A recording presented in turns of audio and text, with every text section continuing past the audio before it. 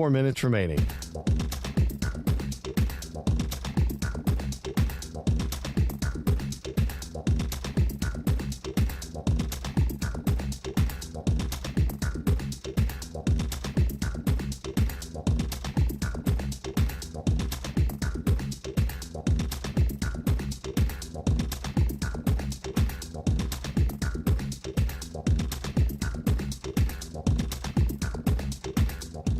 Three minutes, 30 seconds remaining.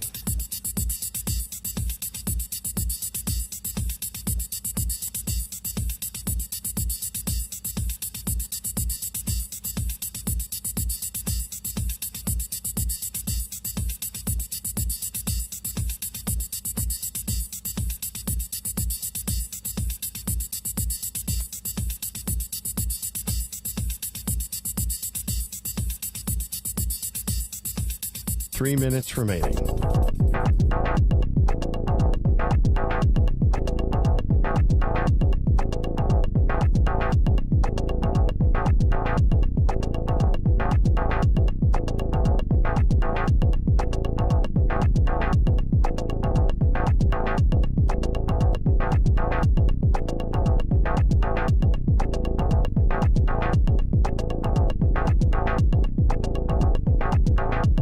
Two minutes, 30 seconds remaining.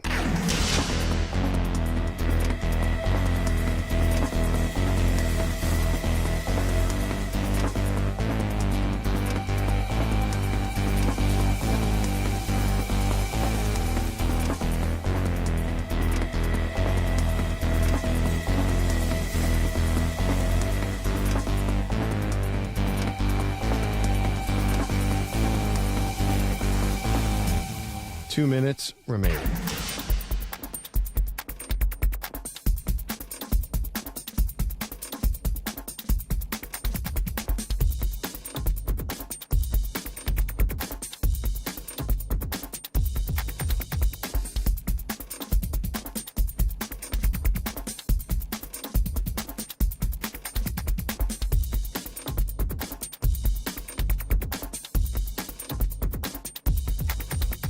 One minute, 30 seconds remaining.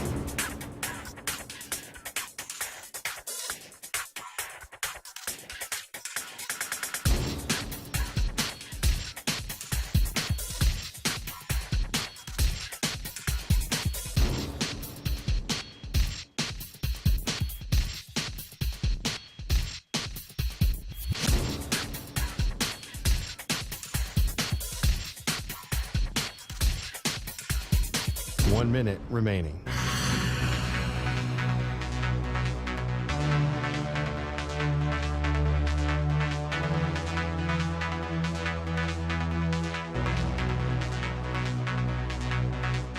Forty-five seconds remaining.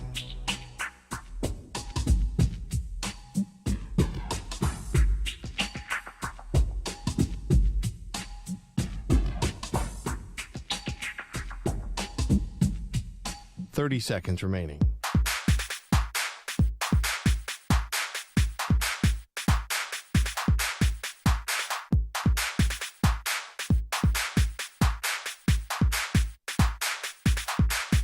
Fifteen seconds.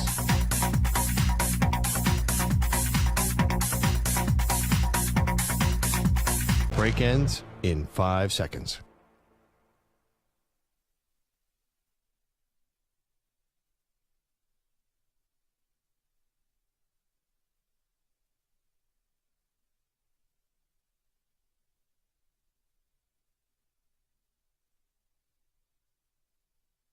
To infinity and beyond.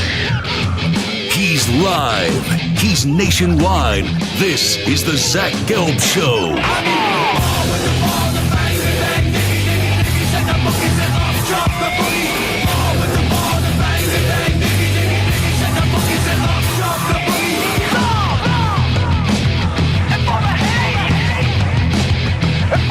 Here's your host, Zach Gelb. Live from the place yet not overly ostentatious studios of the Infinity Sports Network here in beautiful New York City, sitting on top of the 10th floor at 345 Hudson Street. Welcome on in to what is a Wednesday edition of the Zach Gelb Show across all the great local Infinity Sports Network affiliates, Sirius XM, Channel 158, the free Odyssey app, and of course streaming live on YouTube. 855-212-4227 is the number to jump on in. That's 855-212-4227. You could always get at me on Instagram, where I'm straight flexing, or via the good old cesspool of Twitter X, at Zach Gelb. That's ZACHGELB. Hot Take Hickey is going to join us coming up an hour from now in his weekly appearance. I still don't know how we booked him each and every Wednesday in football season. We'll also do a Take 5 Wednesday coming up an hour 20 from now. I'll give you my top 5 teams in college football and the NFL. We got a whole lot of NFL to do today and also college football as well. But let's start on the professional gridiron as we start to turn our attention from week 2 and we start to delve into week 3. And the two teams that I'm most curious about how they're going to perform in week 3 are the Green Bay Packers and the Baltimore Ravens. And you may say, Zach, why are you curious about the first team that you mentioned in the Green Bay Packers? Because I saw today from Rob Domofsky, who covers the Green Bay Packers, that Jordan Love returned to practice for the first time since the MCL sprain that he did suffer. So I saw that Love did practice, and my first response right away, as there's speculation, is Jordan Love going to play after the Green Bay Packers at home defeated Indianapolis? Now they're heading to Nashville to do battle with Tennessee on Sunday. Is there going to be a Jordan Love appearance where he's going to start the game? If I'm the Green Bay Packers, hey, it looks like you dodged the bullet.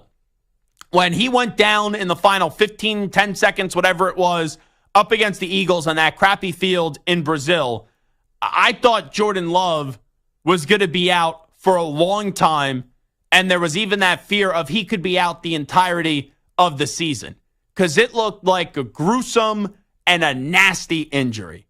And then when you find out that it's not as bad as what it appeared to be, and he wasn't even going to go on the short-term IR, which would knock him out for 4 games before he could return, if you're a Packers fan, you wiped a lot of sweat off that cabeza.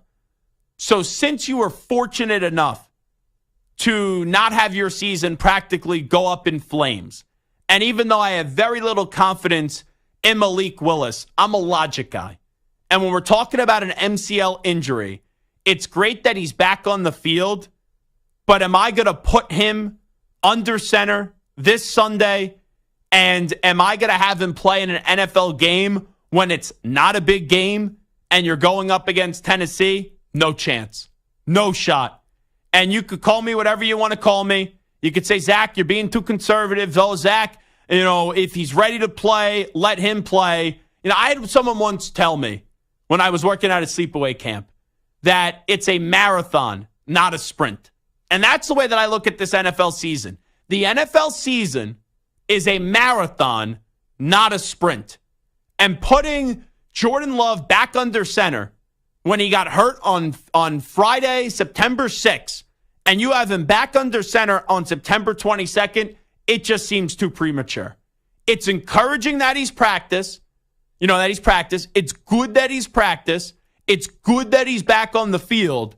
But in terms of playing him in the game in week 3, no shot. And here's also why. Could you say, Zach, is your opinion different if they're going up against a great team? Maybe it is. But you're going up against Tennessee. Trust your defense, just like you did last week, and trust Josh Jacobs, who you paid to bring into Green Bay to go win a game. Because if you play good defense against Mr. Mayo Boy and Will Levis, that should be enough to go win a game when you factor it in with running the ball with Josh Jacobs as well. I know that seems old school. I know that's not the norm. That's not 2024 football. But you could still win games in this league, or you could win a game in this league based off the foundations of a good defense and a run game. And Josh Jacobs had 151 yards in the ground last week, and the Packers defense held Anthony Richardson, who, let's be real, I'm not ready to say that he's a bust, but I have a lot of question marks about Anthony Richardson because that game in week 2 meant a whole lot more to Indianapolis in terms of proving something compared to Green Bay. So I'm not playing Jordan Love this week. Now, I'm not saying you sit him for week 4, but I'm being overly cautious here because when we saw that injury, it looked really bad. Thankfully, it wasn't as bad as it looked. And the initial reporting was he'll probably be out 3 weeks. To send him back out there in 2 weeks just seems way too soon. And you're going up against a Tennessee team that's sure they have a good defense with L'Jarius Sneed. You got Jeffrey Simmons, right? You got some good defensive players. I'm not saying it's going to be easy, but this Tennessee team, there's a reason why they're viewed as the 4th team in the AFC South. That's the way that they're viewed. So run Malik Willis out there. And also, it's kind of weird. I may be the only person in America looking forward to this, and I have no desire really to see Malik Willis play. But Malik Willis going up against Tennessee, you got a little revenge line factor there. And I say that sarcastically because Malik Willis just stunk in Tennessee, but there's a little motivational factor there. So play Malik Willis for the Packers. You sit Jordan Love. You have him rest up, and then you have him ready to fully go at the end of the month on September 29th when he makes his triumphant return up against the Minnesota Vikings, which how the Vikings have started that season being 2-0. That game is a lot more compelling than what we would have thought it was going to be entering this season. So I really think it would be football malpractice by the Green Bay Packers to play Jordan Love this week, and I think they're just rushing him back. Let him practice, let him get comfortable, and then you put him back on the field on September 29th. So I'm curious this week in the Green Bay Packers, not necessarily if they win the game or not, but it's will they put Jordan Love back on the field and rush him back on the field? Because when I saw the news today that he was back practicing, my first response was, yeah, that's good, but oh no, I hope they're not playing him this Sunday. So that's number one. Number 2, the Baltimore Ravens. I'm calling this a must-win for the Baltimore Ravens this week. The Baltimore Ravens, who are 0-2, and I know Isaiah likely couldn't get a toe down in week 1 up against the Chiefs. I know Lamar Jackson somehow couldn't find Zay Flowers in the end zone up against the Chiefs, and they were up big up against Stu's Raiders, and they gagged the game away. They are 0-2. If they lose to the Cowboys this week, they're 0-3, and I totally view the Ravens differently.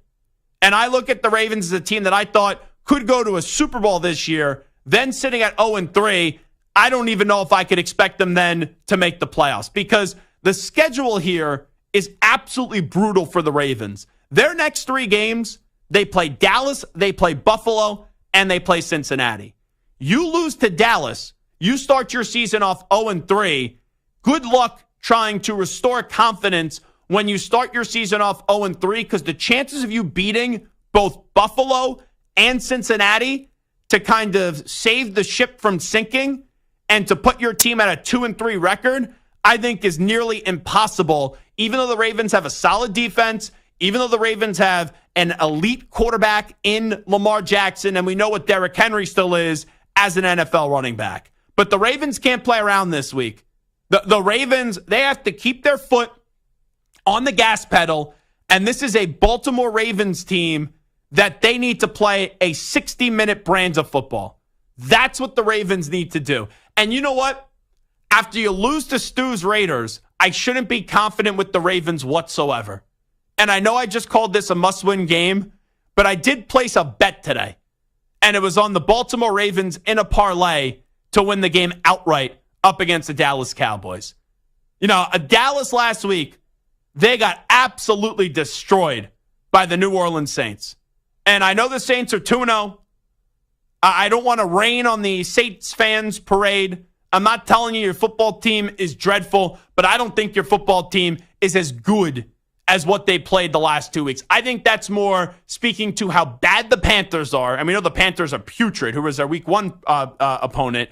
And then in week 2, you went up against a Dallas team that the moment where Dallas impresses people like they did in week 1 up against the Cleveland Browns, they then just quickly let all the air out of the balloon over and over again. Because whenever you believe in Dallas, you then get smacked in the face and it's like, oh, why the heck am I believing or why the heck am I praising Dallas? Because they quickly let all the air out of the balloon with their pathetic and rancid performance up against the New Orleans Saints this past weekend. But I look at the Ravens I just trust their offense, even though Lamar doesn't win big games. But I trust Lamar, Derrick Henry, Isaiah Likely, and Zay Flowers with their backs up against the wall in week 3 to get the job done. And the Ravens, they could beat a team like the Cowboys. I feel more confident in the Ravens beating a team like the Cowboys. The Cowboys, when they play perceived to be higher competition, or when they play good/great teams, that's when the Dallas Cowboys really urinate right down their leg. That's when they usually do that. So you ask me, two teams that you shouldn't really trust in the Ravens or the Cowboys, who I will believe in more? Yeah, I'm going to believe more in the Ravens this weekend, and the Ravens try to get back on track. But it can't stop there for the Ravens because they're 0-2.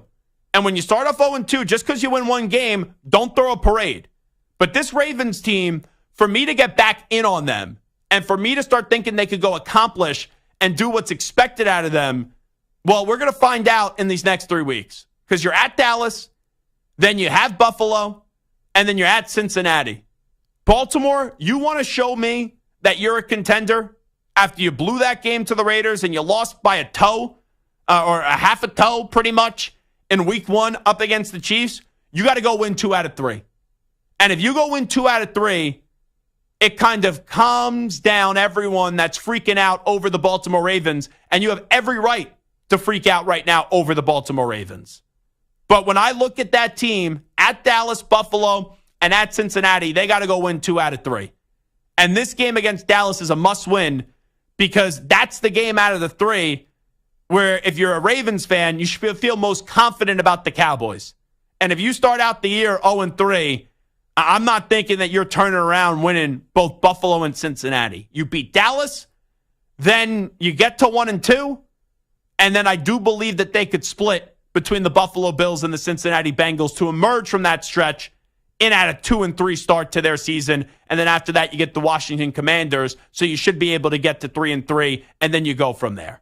But yeah, the bet that I placed today, I had like a free bet that I could do for $25. I did a parlay. I did the Eagles plus 2.5 this week against the Saints. The reason I take the Eagles, no reason to believe in the Eagles after what they did on Monday night. Everyone's loving the Saints. I'll take the Eagles plus the points. I then took Chargers money line as the Chargers go up against the Steelers. I just trust Justin Herbert, and I trust Jim Harbaugh, and I trust the Chargers line over anything that the Steelers could put out there offensively. Because the Steelers offense, you saw them up against the Broncos. They're lucky they're playing the Broncos because that's like one of the offenses that are worse off than the Pittsburgh Steelers offense. And then I did take the Baltimore Ravens, the aforementioned Baltimore Ravens, on the money line. So that's a plus 650 bet. So $25. We win $187.50. So what are you looking forward to? What are you curious about in week 3 as we start to flip the page to week 3 of the NFL season? I want to see if Jordan Love plays this week, returning to practice. I think it would be a mistake if the Packers threw him out there. They don't need to up against Tennessee. And then I'm fascinated to see the response of the Baltimore Ravens after starting the year 0-2. They need to. This is a week 3 must-win up against the drama Dallas choking Cowboys. What say you for your week 3 expectations and what you think is going to happen? And what are you looking forward to? 855-212-4227. 855-212-4227. We will take a break. When we come on back on the Zach Gelb Show on the Infinity Sports Network, I am done with Coach Prime. I used to be a huge Coach Prime advocate. I wanted to see him be a coach in the SEC. I'm not saying what Colorado did was a mistake. It was worth it for Colorado. But the bull junk that Coach Prime has been spewing this past week, I have had enough. And trust me, we had Coach Prime bailing us on an interview this year because he thought we used to be affiliated since we were once affiliated with CBS, but he thought we were still CBS. That's not why I was mad at him. You have every right to say you don't want to come on the show even though you agreed to do an interview, but that's not why I'm mad at Coach Prime. I'm mad at Coach Prime for 2 audio clips and also something that happened after their win up against Colorado State that just gives me a reason to be very concerned about Coach Prime at Colorado, and this is going to end very ugly. All right, this is Zach Gelb Show on the Infinity Sports Network. Back with more after this. Sports fans, listen up. 1 in 8 men will be diagnosed with prostate cancer and bladder leaks can be a side effect. That's why Depend is teaming up with Prostate Cancer Foundation to encourage screening, because health is a long game and it's yours to win. Now, here's the cool part. Through November, Depend is contributing up to $300,000 to prostate cancer research by donating 40 cents for every purchase of shields, guards, and Real Fit products. Void in Mississippi. Learn more at Depend.com.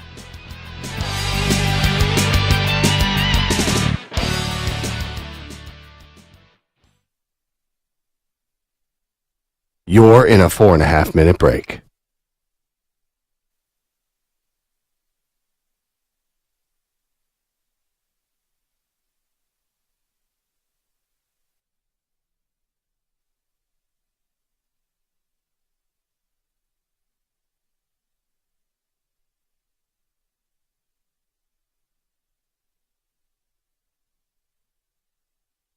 Four minutes remaining.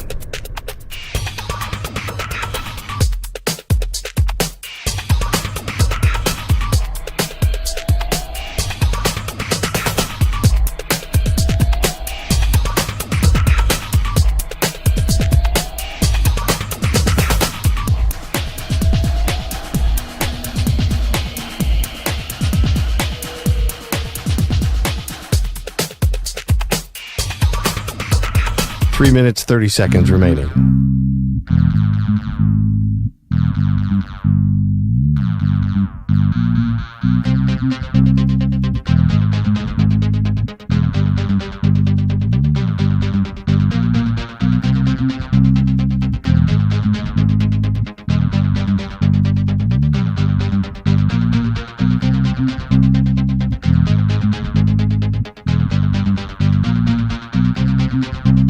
Three minutes remaining.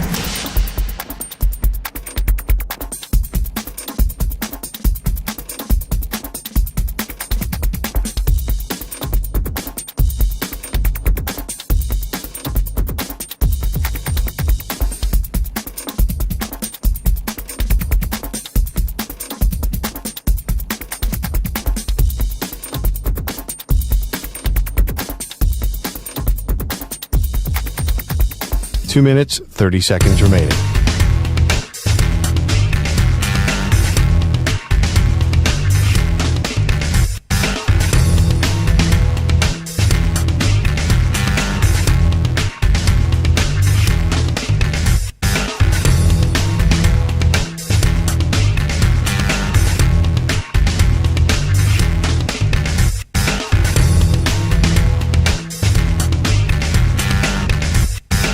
Two minutes remaining.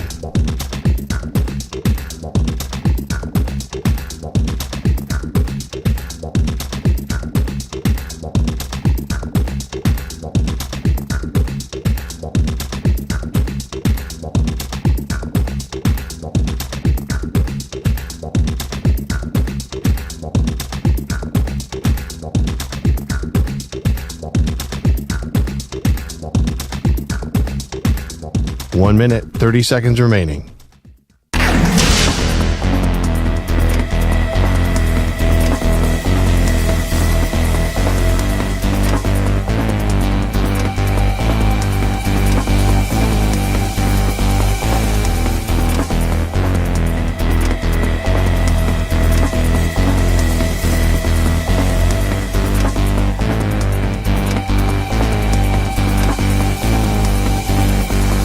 One minute remaining.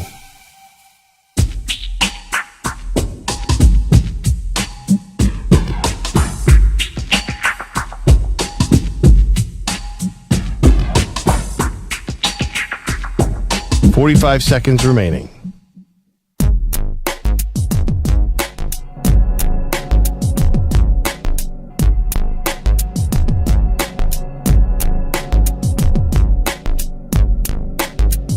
.30 seconds remaining.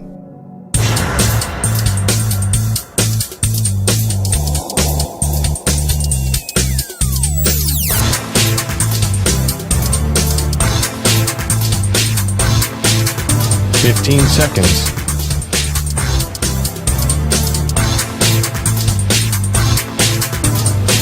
Break ends in 5 seconds.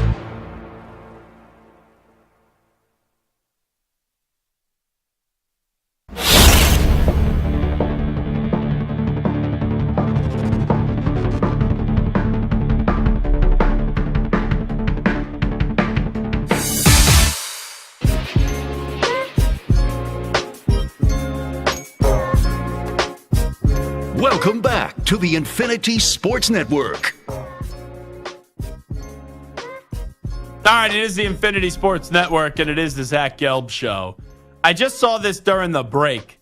I'll get to my point on Coach Prime in just a second. But BetOnline, according to Brian Edwards, has posted odds on the next head coach for the Florida Gators. Now, Billy Napier hasn't been fired, but it's inevitable that he will be fired. It's not a matter of when he's going, of if he's going to get fired, rather when he is going to get fired after the way that they've opened up their season with 2 blowout losses in the swamp, one to Miami and the other to Texas A&M over the weekend. So, Stu, if you had to take a guess, I'll give you the top 10, but I'll ask you right now, who are the top 3 guys with the highest odds to be the next head coach of the Florida Gators, according to BetOnline? All right, I'll go Lane Kiffin. Do you think Lane is 1? I think Lane is 1. I would think the same thing. Okay. He is not. Wow, okay. Lane is in the top 3. He is 2 at plus 500. That means there is one person in front of Lane Kiffin. Okay. I would be shocked if you get it. Okay, interesting. James Franklin. James Franklin is not in the top 3. I'm sure there's an odd somewhere for James 10. Franklin, but there's got to be 25-something names on here, at least maybe 30. And I do not see James Franklin's name on this list. I see Ryan Day's name before I even see James Franklin. That's at 50 to 1. I see Kalen DeBoer at 75 to 1. But I do not see James Franklin on this list. What about somebody, I know he has not gone off to a good start this year, but I know he's been up for some jobs the past couple of years. What about Lance Leipold of Kansas? Good name, not in the top 3. He's 18 to 1. Okay. Chris Kleiman. Kansas State. Good name, 12 to 1, not in the top 3. How many more guesses you got? I don't know. I think I'm running out here. Can you give me one more guess? If you can, it's fine. Matt Campbell. Matt Campbell. Good guess. Not in the top 3. And I think it would be a horrible hire, by the way. Because when he was he's still at Iowa State, but when they had expectations, he was like, and they didn't meet them, he's like, oh, it wasn't our goal to win the Big 12. It was your goal for us to win the Big 12. I do not see Matt Campbell's name doing a quick perusing of Are these current college head coaches? Or no? Yes, 2 of them are current coaches. 2 of them are current coaches. All right, I'll give you this first one. Jamie Chadwell, who was at Coastal Carolina and now is in year 2 at Liberty. I don't think you could hire, if you're Florida, Jamie Chadwell. That's not me saying he's a bad coach. I think he's set up to have a really good job. But Billy Napier was a Ragin' Cajun, right? And that was like the guy that was like the big up-and-coming coach, group of 5 coach. And then he got to Florida, and he was in over his head. So I think Florida has to go with a coach that has had previous success, or maybe is at a smaller SEC school, or a coach that has actually accomplished something maybe at a program that's a bigger step up than a G5 school. You know, maybe you hire like a defensive coordinator, on the Georgia staff or something like that. Like that's like how, Dan Lanning, and we saw what Oregon did. I don't think Florida, with just failing on a group of 5 coach, can then go hire another group of 5 head coach. But he is 1, Jamie Chadwell at plus 400, Lane Kiffin's 2 at plus 500. And then you want a good laugh? And I told you this name was going to get thrown out there. Coach Prime, Deion Sanders at plus 600. Jeez. Coach Prime at plus 600. I'll get to Coach Prime in a second. But here are the top 10 highest odds for the Florida job, according to BetOnline. Chadwell at plus 400. The Lane Train at plus 500. Coach Prime at plus 600. Eli Drinkwitz from Missouri at plus 700. Brent Key, who's at Georgia Tech, plus 800. Brian Schottenheimer at plus 900, who is the OC right now for the Drama Dallas Choking Cowboys. Glenn Schumann is the DC at Georgia, is 12 to 1. Chris Kleiman is 12 to 1. Matt Rule, not taking the job, 14 to 1. Josh Heupel, not taking the job. He's 14 to 1. Why did Josh Heupel leave Tennessee for Florida? Why would he do that? Like, you tell me he wants to go home to Oklahoma. Okay, different, but, the name after Heupel, by the way, is Brent Venables talking about Oklahoma at 18 to 1. So those are the names right there, and then I'll give you 2 more. Mark Stoops at 25 to 1 and Shane Beamer at 25 to 1. You want like a decent bet here? I don't think he gets the job, and it's going into the G5 well. But the guy is the head coach at USF. He was 7-6 last year. I think he was the OC at Tennessee not that long ago. Alex Golish, he's 25-1. So if you're looking to put a few dollars down and get some big odd returns, that's not a bad one. And you know what would be a good hire here? He's 50-1. Jed Fish. Jed Fish, who was obviously at Arizona and just took the Washington gig. I know Washington's now in the Big Ten, but do you want to be the coach of Washington or you want to be the coach of Florida? That's a decision for Jed Fish to make, but that would not be a bad hire if you are Florida. You want to hear the biggest joke on this list? If I had to tell you a coach who's 100-1, who do you think the coaches are that 100-? I don't get how all these coaches are 100-1.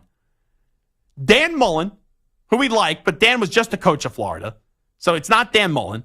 Mike Norvell, that's not happening. Dan Quinn is 100-1. Another Florida name, Will Muschamp, is 100-1.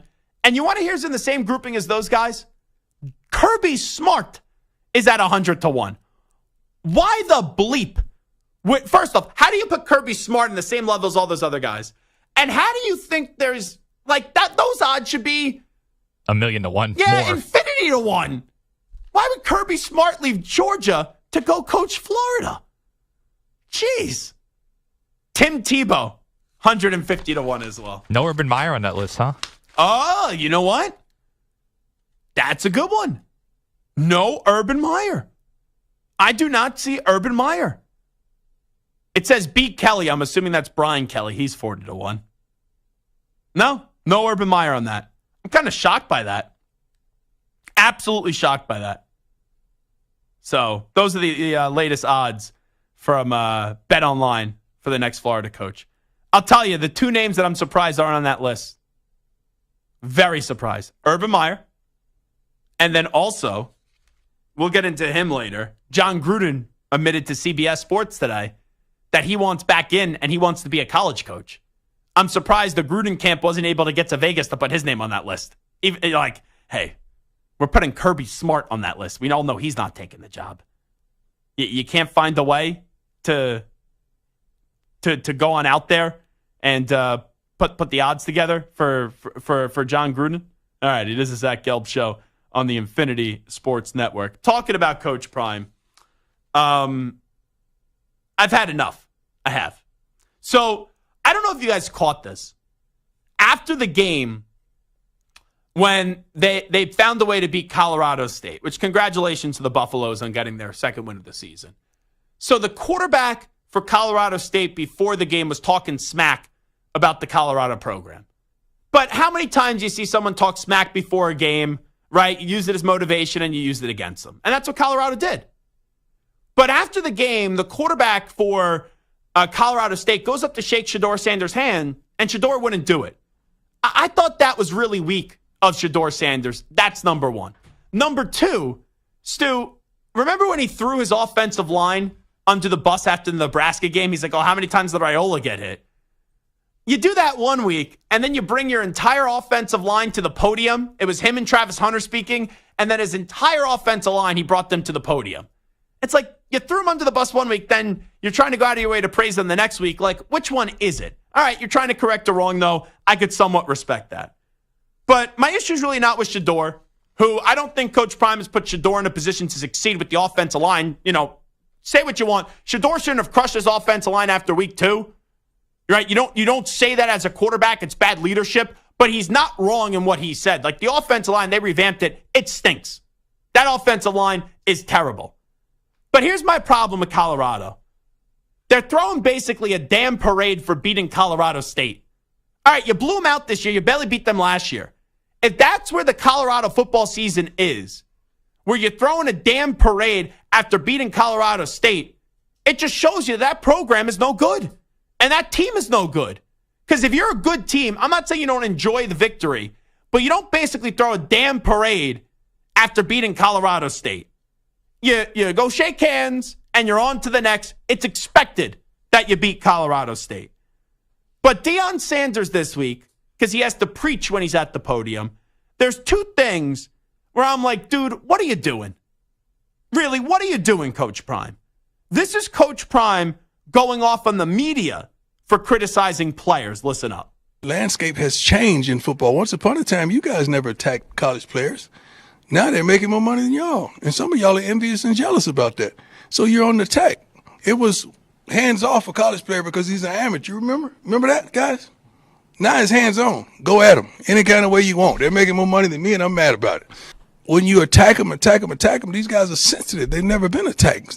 They hadn't gone through what I've been going through with y'all for years. They haven't done that. So it is what it is. I know you're going to do your job and what you must do, but your job does not say attack. The personal stuff, leave it to be personal, because if we start flipping the script on y'all, you wouldn't like it.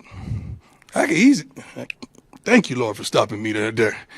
Whew, that was almost a good one. That would have went viral. No, Coach Prime, then go attack the media. If you're going to talk a big game, go attack the media. Here's my problem with Coach Prime.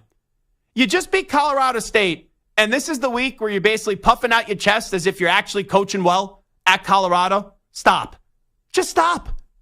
And I understand to some extent, right? Like, personally, I cover college football differently than I cover the NFL.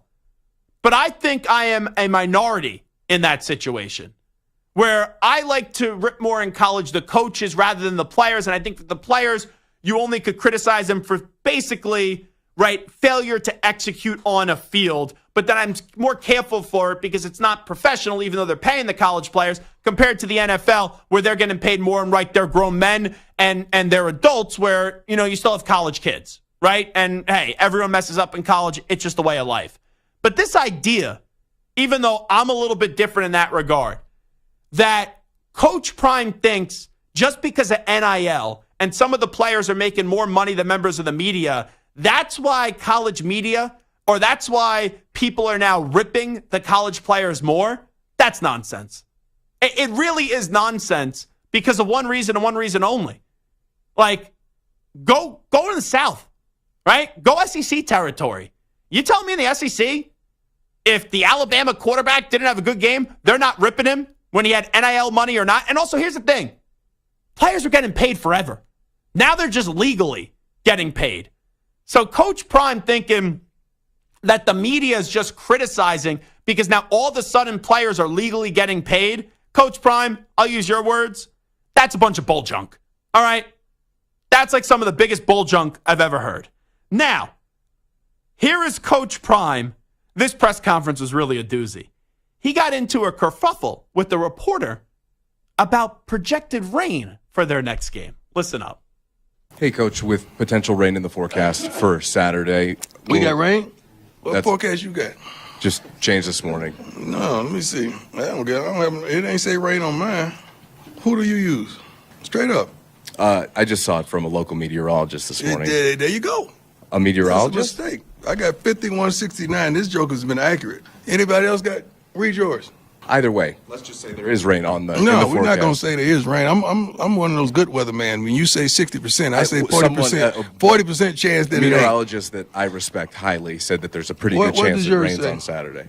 Okay, I don't know which one I got. I need to check mine. Rain does not. I was just going to ask if you do wet ball drills or anything different to prepare for. Yeah, with rain, 30% is 70% it won't. Let's do drills that say it won't rain. We're not going to take time out in practice to do a drill based on something that may not happen. But don't you have to prepare your team for all situations? Now, don't get me wrong. The weather apps, when it comes to rain, you see rain sometimes on the weather app, and then you go in by hour, and it's like, oh, they're telling me there's going to rain that day when it's supposed to rain for 2 hours, and it makes it presented like it's going to rain the entirety of the day. I'm just going to Boulder, Colorado right now.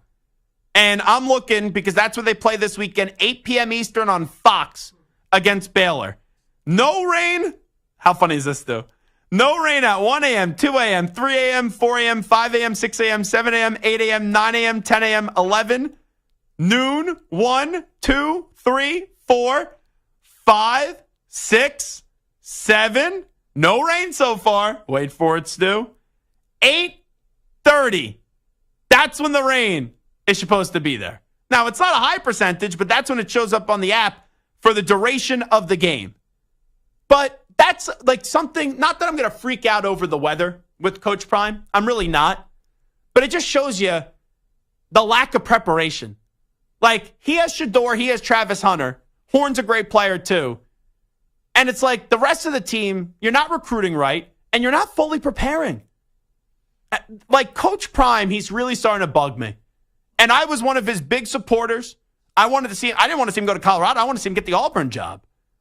But I don't think it's a coincidence that he's talking so much this week just because, like, all of a sudden, right, he thinks this program's going to go on a run. No, he's taking a victory lap after Colorado State.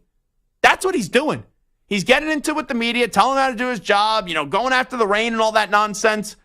Where was this after the Nebraska game? Oh, wait, you got embarrassed 28-10. So one win against Colorado State. Now we're going to throw a parade. And Baylor really is no good either. So you should beat Baylor too. And I know Baylor's 2-1 to start the season, but Dave Aranda, his ass is on the hot seat. Now, I can't wait to see how we're talking about Colorado at the end of the season. And I said going into the year, I thought they were a 5-win team. I don't think this team's making a bowl game. They play Baylor, UCF, Kansas State, Arizona, Cincinnati, Texas Tech, Utah, Kansas, and Oklahoma State. They got to get these wins now. Because those last 3 games, I know Kansas off to a rough start. But you got Utah, you got Kansas, you got Oklahoma State. But it's just the way that Coach Prime goes about it and the fights that he picks. I just don't understand them. Like, you're getting into it for no reason, trying to tell the media, you only rip players now because they get paid. And then you stop yourself before you really want to say what you want to say. Coach Prime, I thought you were real and authentic. Just say what you want to say. And then you get into a fight over how you're not going to prepare about rain. It's just a massive turnoff as of late. And I loved the story last year. I was pulling for him to start this football season, but he's not building a program. He's going to be out of there within a year. Like, next year, I don't even know if he's going to be there, but maybe 1 year after Shedeur and Travis leave at most, and it's going to be an ugly ending. And it's not because of what he said about the rain or what he said to the media about how they do their job. You could just see this coming from a mile away. And Josh Pate said it, right? Just look at the recruiting. And look at the lack of it. This is not a man that's trying to stay there for a long time. It is Zach Gelb Show on the Infinity Sports Network. We'll take a break. When we come on back, we'll hit the panic meter in the NFL. Update time first. Here he is, the Act Man, Rich Ackerman. Infinity Sports Network. Sports Flash. And it's sponsored by Progressive Insurance. Protect your home and auto. Save when you bundle. Get a quote at Progressive.com. Adrian Wojnarowski's breaking news have been referred to as Woj bombs on social media. And today came the biggest from the man himself. The NBA scoop master announced he's leaving ESPN, retiring from the industry to return to his alma mater, St. Bonaventure, as the general manager for the school's basketball program. Jordan Love is making progress from his knee injury suffered in the season-opening loss. He was hurt on the practice field for the first time since getting hurt. Baseball this afternoon at Wrigley, top of the 5th. The A's with a 1-0 lead over the Cubs and a home run by Tyler Soderstrom, and that is pertinent because a Cubs loss gives the Brewers the division title even before they would take the field tonight against the Phillies. Manager Pat Murphy, though, only interested in a deep postseason run. We're not interested in just, okay, it's over. We're interested in let's keep our head down and let somebody come tap us on the shoulder, say no more games. The Diamondbacks about to take the field against the Rockies. Arizona currently tied with the Mets for the second wild card in the NL. The Mets go for the sweep of the Nationals tonight. I'm Rich Ackerman. This is the Infinity Sports Network. Follow us on X. Our handle is INF Sports Network. That's INF Sports Network on X.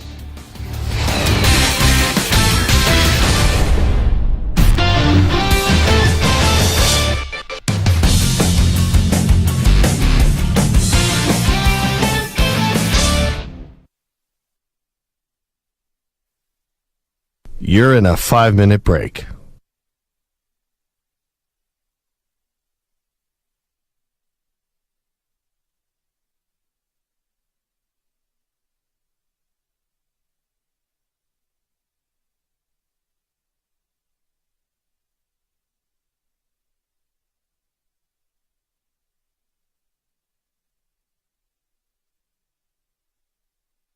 Four minutes, 30 seconds remaining.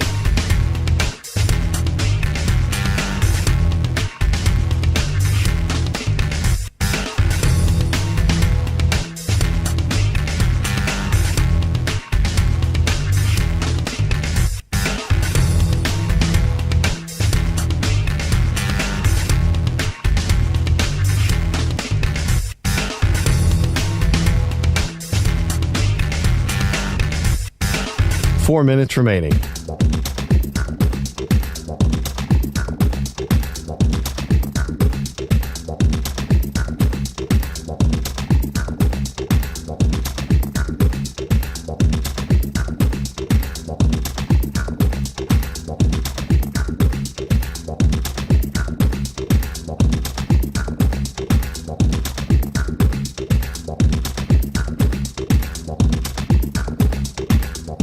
Three minutes, 30 seconds remaining.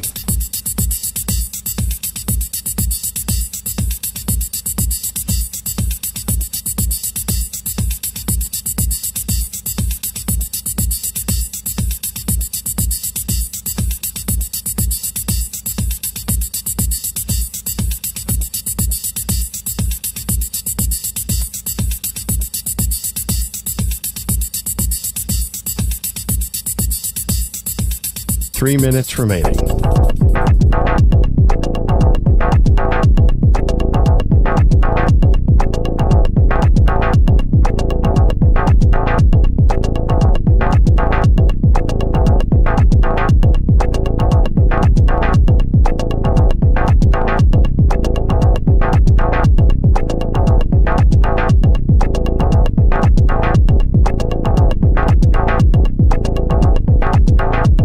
Two minutes, 30 seconds remaining.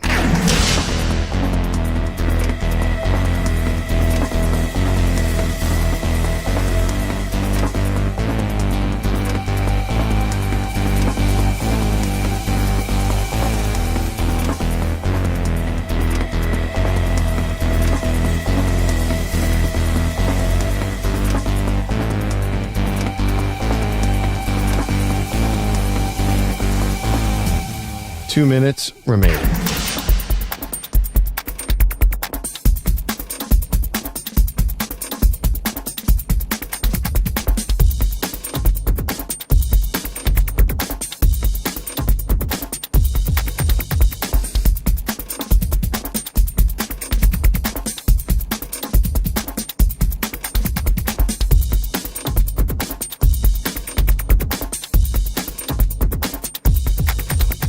One minute, 30 seconds remaining.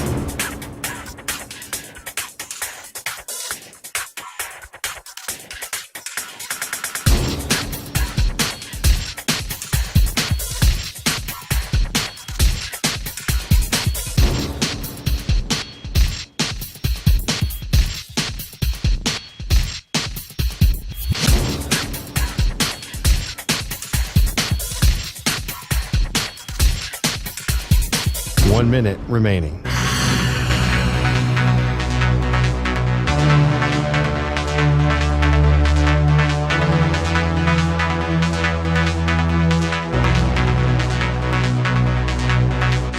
Forty-five seconds remaining.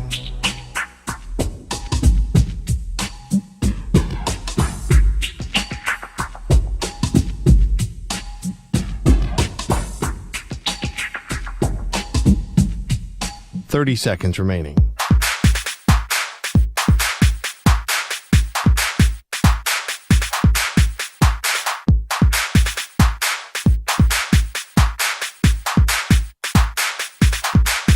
Fifteen seconds.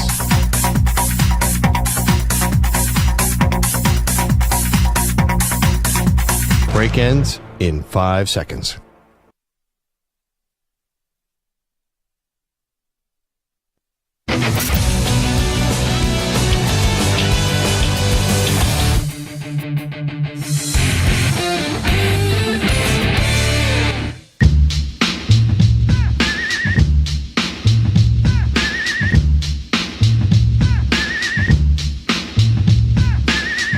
Fun continues on the Infinity Sports Network. It is the Zach Gelb Show on the Infinity Sports Network. This could be the YouTube comment of the year. You could always watch the show on YouTube in addition to Sirius XM channel 158, where you can listen to us, and you could always listen to us on the free Odyssey app, and of course your local affiliate for the Zach Gelb Show and all of Infinity Sports Network.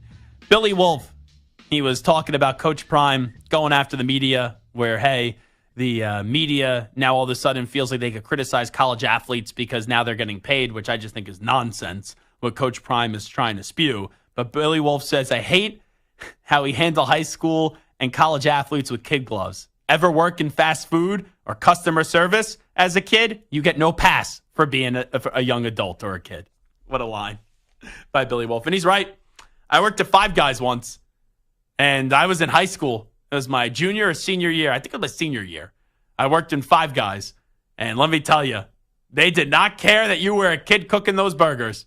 If you didn't cook them right, or if you didn't get someone's order correctly, you got yelled at by a lot of people at Five Guys. There's no doubt about that. It's time to Ask the Pros, where you, the listener, gets asked us a question. It's brought to you by O'Reilly Auto Parts. Simply tweet your question at INF Sportsnet or at Zach Gelb using the hashtag Ask the Pros. Be listening later in the show when we might answer your question. Think O'Reilly Auto Parts for all your car care needs. Get guaranteed low prices and excellent customer service from the professional parts people at O'Reilly Auto Parts.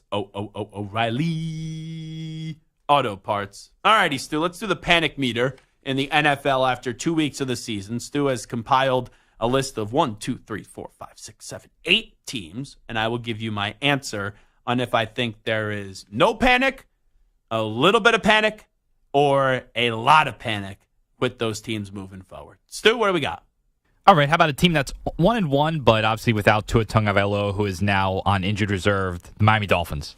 I'm going to say a medium level of panic, because the problem is more long-term. It's, you just gave Tua all this money, which I thought it was a mistake to give him that money at that time because of his injury past and the fact that he's only got through one season healthy and also playing at a good level. So I wanted to see him prove that once again. Now, thankfully, he did get that money because who knows how much longer his football career is going to be.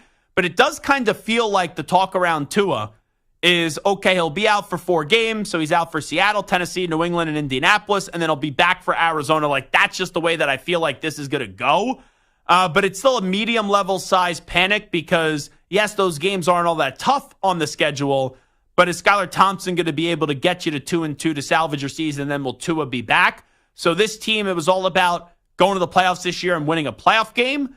I think there's a medium level size panic because we just don't know when Tua is going to be back, and then you start thinking about the future. But I can then also easily argue that if he's back after the 4 games, you can weather the storm with who the opponents are the next 4 weeks. Like, you could beat Tennessee and New England, lose to Seattle and Indianapolis, or maybe you lose to Seattle and New England and you beat Tennessee and Indianapolis. However it shakes out, I think they can get to 2-2 in these next 4 to keep the seat warm until Tua Tagovailoa does come back. So medium level size panic for the Dolphins.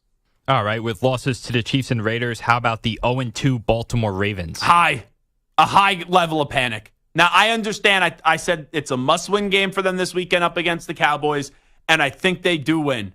But if they do lose, and it's not a lock that they win this week, they're then 0-3, and even if they do win this week, they're sitting there at 1-2, and you still have the Bills and the Bengals after that. They got to win 2 out of 3.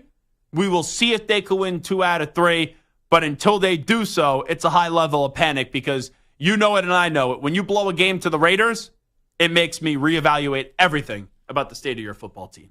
What about another 0-2 AFC North team in the Bengals? It's weird to say when you lost to the Patriots and then you should have won the game up against Kansas City, but you weren't disciplined enough, that it's a low level of panic. But I'm at a low level of panic with the Bengals. This is what they do. You take a look. I know last year, it didn't end well because Burrow was hurt, but they started the year off 0-2. You look at 2002 when they lost in the AFC Championship game. They started off 0-2. You look back at when they were in the Super Bowl in 2021. They started out 1-1 to start off that season. So they get off to these slow starts. And also, it's how your schedule plays on out. This week, Monday night, they're against the Commanders. That's a win. And then they play the Carolina Panthers. That's a win. So they'll be 2-2 after the first 4 games of the season. So that's why it's a low level of panic.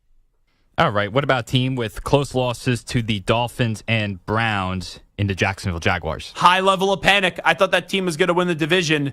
You blow the game up against Miami, and then your offense was absolutely horrific up against the Cleveland Browns. High level of panic.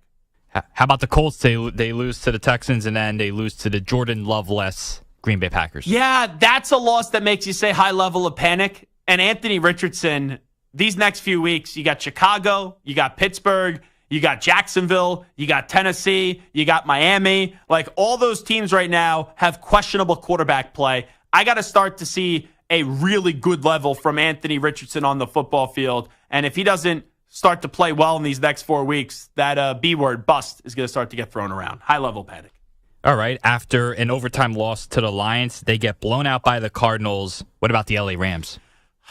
Jeez, my Super Bowl pick, Rams and Ravens. I put the Ravens on a high level of panic, and I'm putting the Rams on a high level of panic. And it's not because the Rams can't turn it around, but they're the walking wounded right now. That offensive line from left to right, all banged up. Cooper Kupp now out for a while. Puka Nacua now out for a while. That team is just banged up, and every year there's a team that just suffers injury after injury after injury after injury, and it derails their season. I hope that's not the case with the Rams, but right now it's a high level of panic. The Eagles beat the Packers in Brazil, but then they lose to the Falcons. Medium level of panic, and here's why. I know if you listened to the show yesterday, you would say that does not sound like a medium level of panic from your boy Zach Gelb. It seems like a high level of panic. But it's because of the state of the NFC. You know, the Lions supposed to be great. They're 1-1. The 49ers are supposed to be great. They're 1-1. The Eagles are supposed to be great. They're 1-1. Their defense was so soft on that final drive of the game. Hurts made a terrible decision trying to get into field goal range, threw a pick. And I still think there's a disconnect in that locker room where I don't know what Nick Sirianni does outside of just being a glorified babysitter. And it's clear Sirianni and Hurts don't get along, and it goes back to last year. But this team, your Archie record says you are. Since going 10-1 last year to start the year, they have 2 wins. One at the end of the regular season, and then one to open up this season up against the Green Bay Packers. So it's a medium level size of panic, even though it probably should be high just because of the talent on that roster. And also the NFC, I know it's only 2 weeks into the season, so you can't say someone's running away with it, but the teams that we really expect to be great have not looked great, and they've all looked vulnerable. And then last one, after a blowout win against the Browns in week 1, they get blown out by Derek Carr and the Saints. What about the Cowboys? Can I just be honest? Who cares? Like, how? Because isn't panic supposed to be like you're sitting on the edge of your seat, you expected something, and now you're worrying if that could happen? This is who the Cowboys are. So if I say it's high panic, it's like, well, they're going to go win like 9 or 10 games, but I can't say it's low panic because this team is not really all that great. And then it's like, all right, it's a who cares level of panic. It's like one of those things, if you want to freak out and get worried and go crazy, that's your priority and that's your prerogative, but it's not mine. Like, I look at the Cowboys, there's going to be some weeks, like in week 1, where they play the Browns, where it's like, oh, they're rolling, they're great. And then there's going to be other weeks when you play an inferior team on paper like the Saints, just like how the Packers were an inferior team in the postseason when they walked into your town, and they walk into your house and they beat the snot out of you. So it's like as expected with the Cowboys.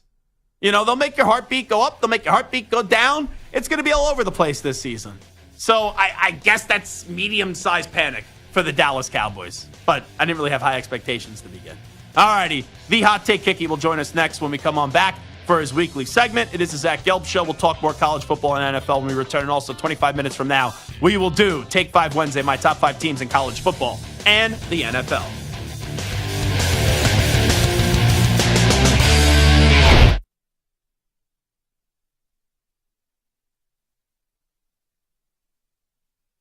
You're in a 5-minute break.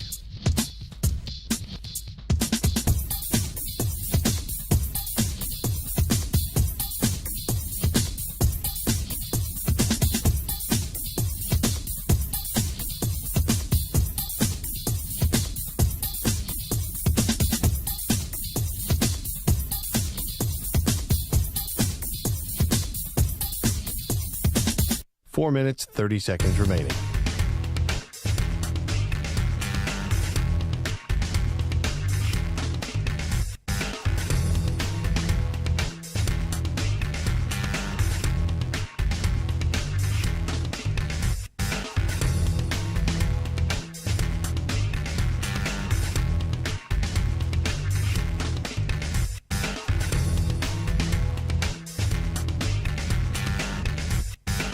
Four minutes remaining.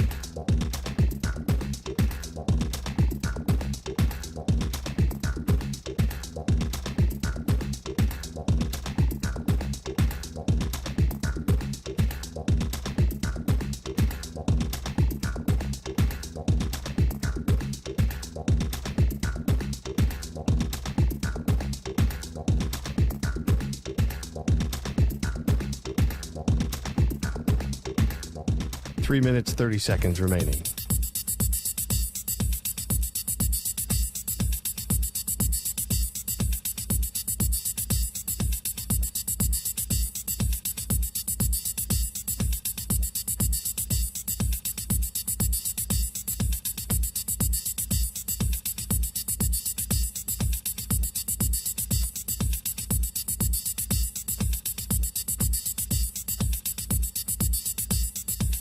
Three minutes remaining.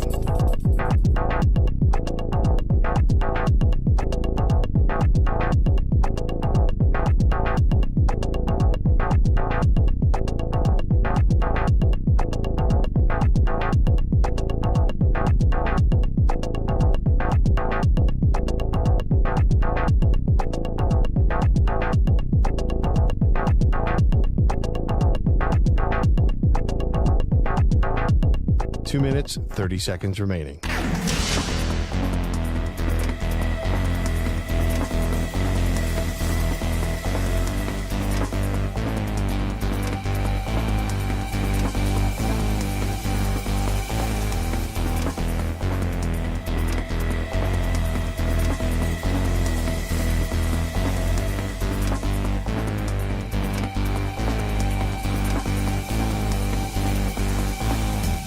Two minutes remaining.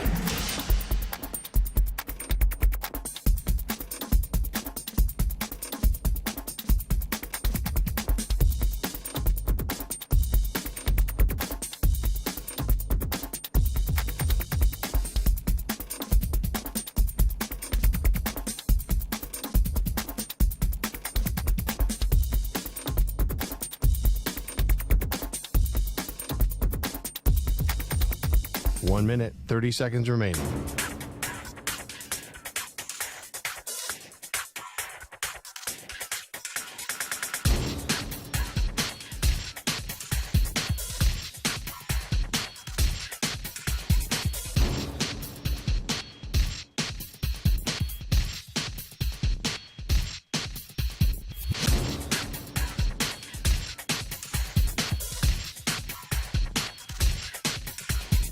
One minute remaining.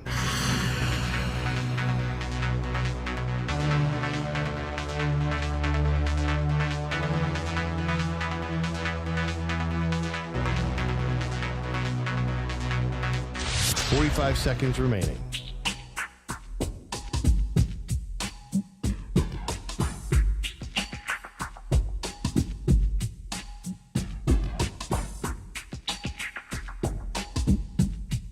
Thirty seconds remaining.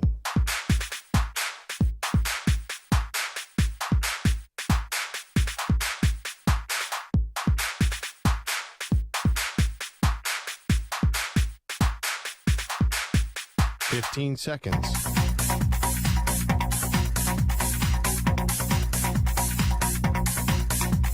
Break ends in 5 seconds.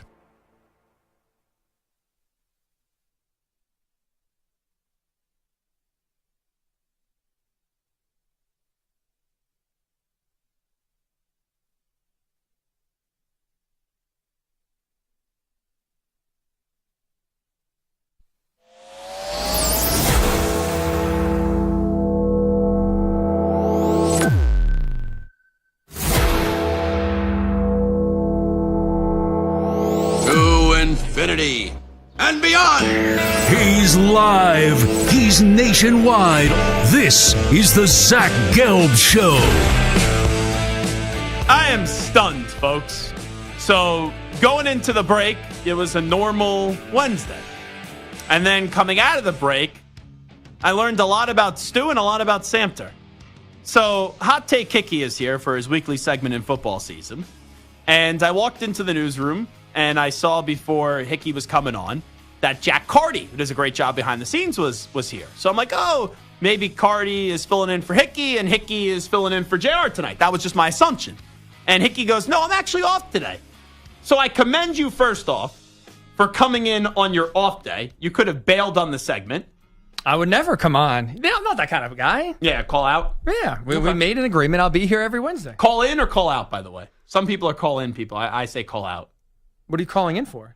You're calling out of work. I've had this discussion before. I think it was Bart Winkler. He's like, no, it's call. He said call in, and I go, I'll call in a food order. Yes. I will call out of work. 100%. So Bart. Hickey is, there's some people around here, when they're dressed up nice, something's going on. You're one of those people that when it comes to fashion, I would say you have better fashion sense, even though you sometimes wear some ugly looking colors and stuff like that. But you wear like a little bit more higher end kind of clothing for radio. I was about to say the bar clear. here is very low. The bar is very low. I'm not saying Hickey's rolling in with shirts at $3,000. No. But the shirts that Hickey will wear, you care how you look, you care about your appearance. I try to class this place up once in a while. So I go, where are you going? Forgetting that you usually dress like this, and tell the listening audience where you're going tonight. To a comedy show to see Sebastian Maniscalco. At Madison Square Garden. Yes, sir. The world's most famous arena. So I knew who that was. He does comedy shows, a very famous comedian, and he does comedy shows down in AC all the time. And Stu had no clue who he was, and Samter had no clue who he was. Now, Hickey, this is a massive win for both of us, because there are many times people go, oh, you don't know this musician. Oh, you haven't seen this TikTok trend. Oh, you haven't seen this movie. And the two S's over there, Samter and Stu, they can be snobs when it comes to that stuff. And they usually look down on us when it comes to that stuff.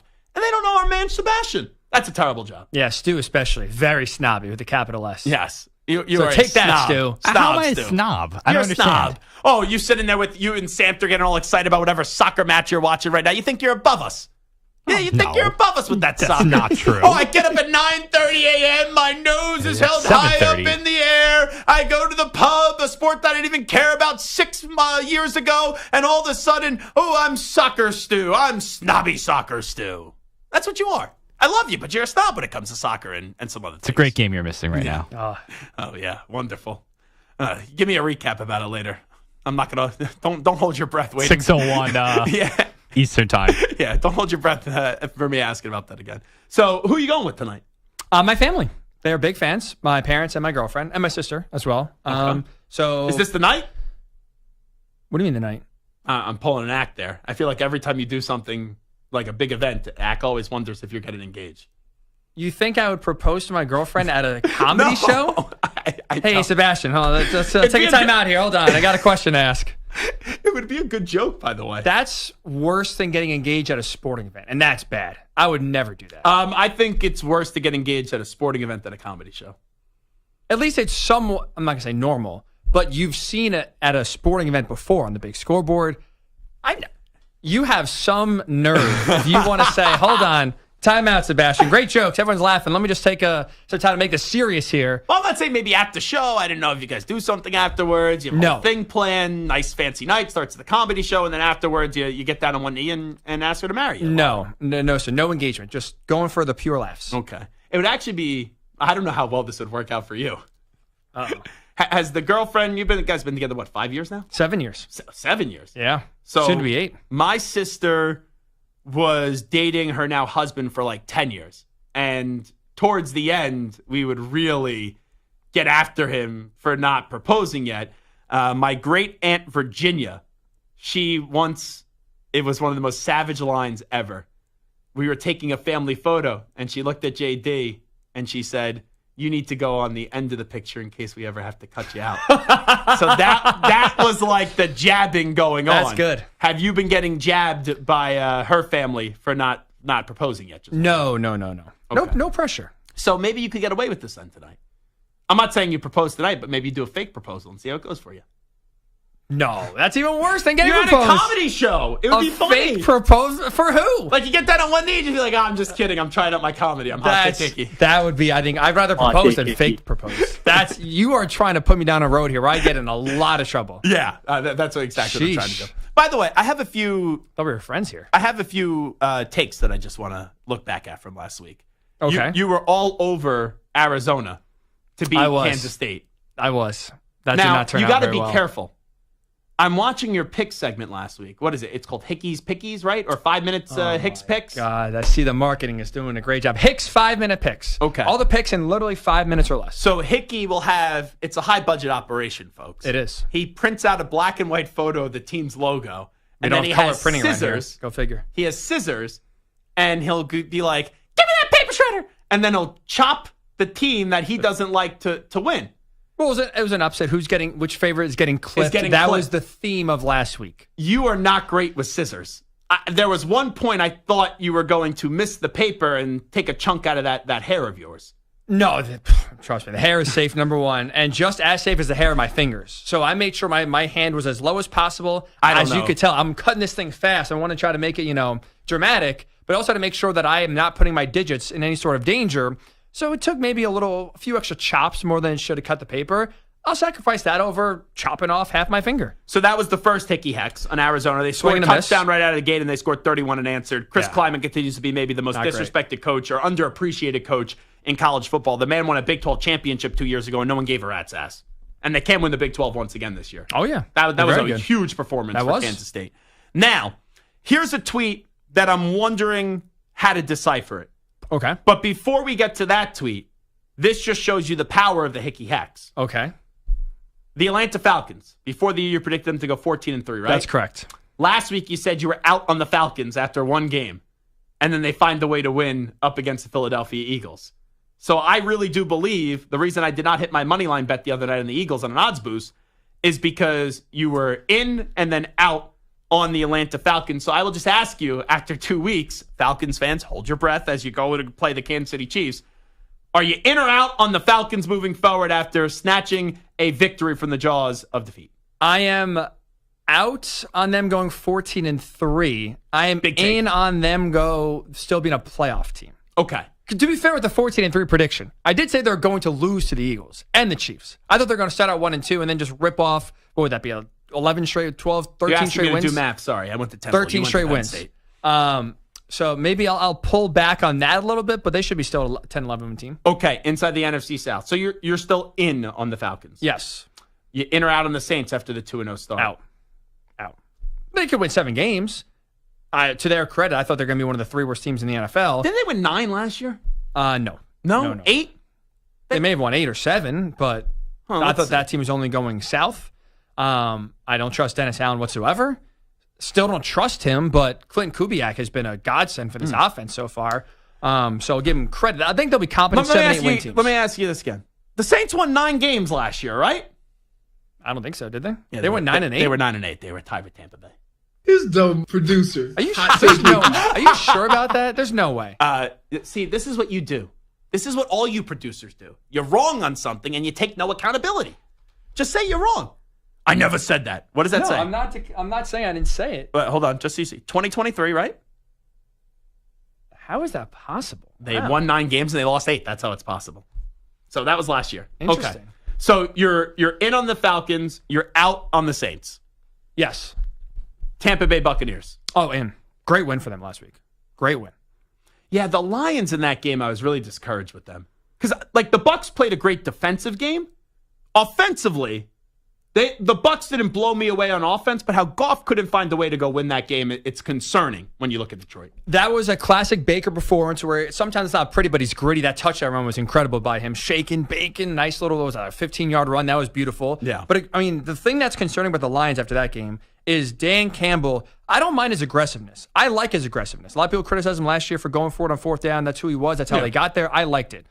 But his clock management's concerning. And the end of the first half mechanics, where you don't know if you're going to spike it, you don't know if you're trying to run out the field goal. He had no plan. Yeah. Right, and you run out the first half, you cost yourself bare minimum 3 points, and then you look back at that game, you're down by 4 instead of 1, and 2 times you drove down the field.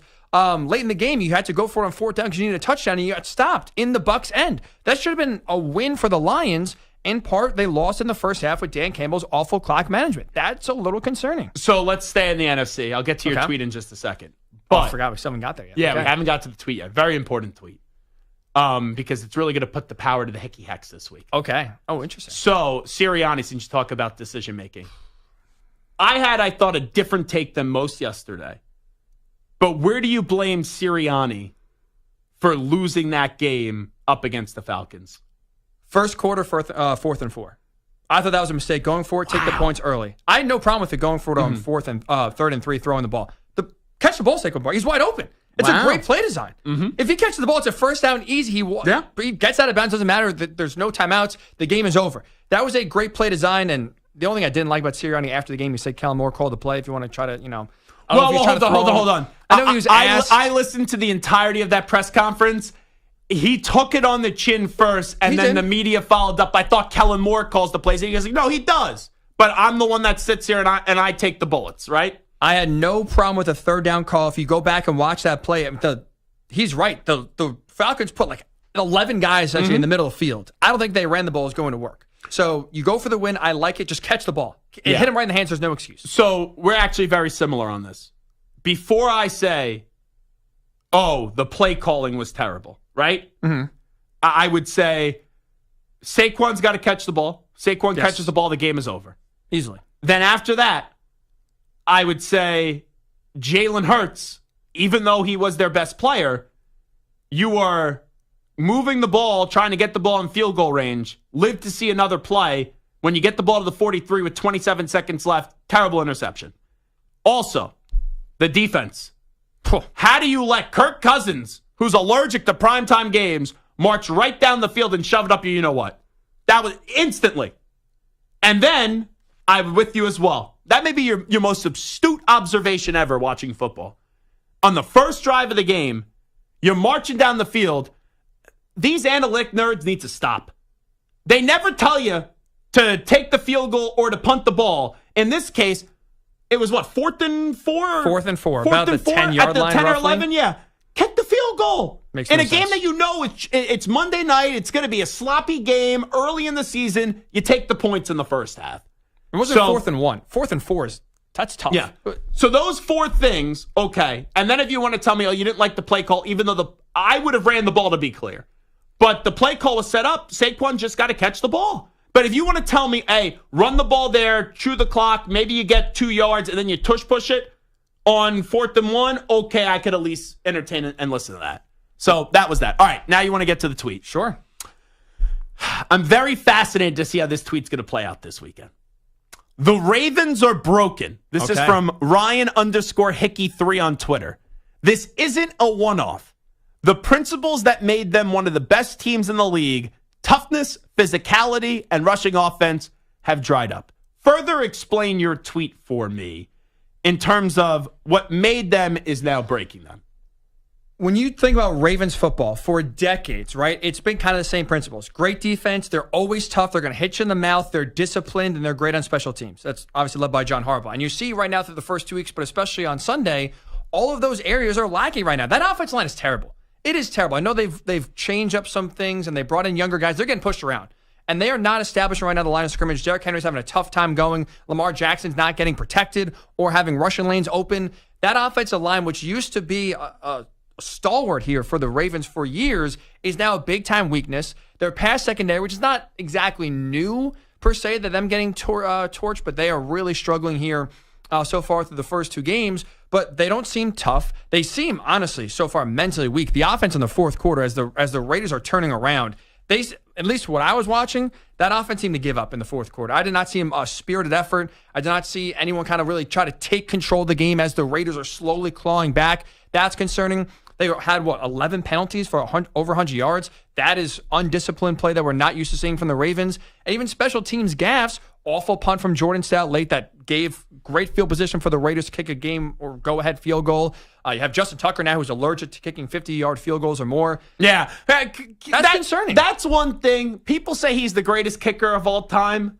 That's always annoyed me. And I know I'm a Patriot hunk. Adam, and you know what? You're a Colts guy. You'll agree with this. How is Adam Vinatieri not the greatest kicker of all time? The dude has had so many singular kicks to win Super Bowls. Big postseason moments. He's the greatest kicker of all time, Adam Vinatieri. It's not me crapping on Tucker. He's a great kicker, but he's not the greatest kicker of all time. Vinatieri for sure has had better moments. 2 Super Bowl winning kicks. There's nothing that could top that. The kick in the snow, I forget what was that, the Raiders AFC title game, right? No, divisional round. Divisional round. Yes. Yeah. So he's had some of the greatest kicks in NFL history you remember, he's been a part of. 36 game winner, 38 game winner.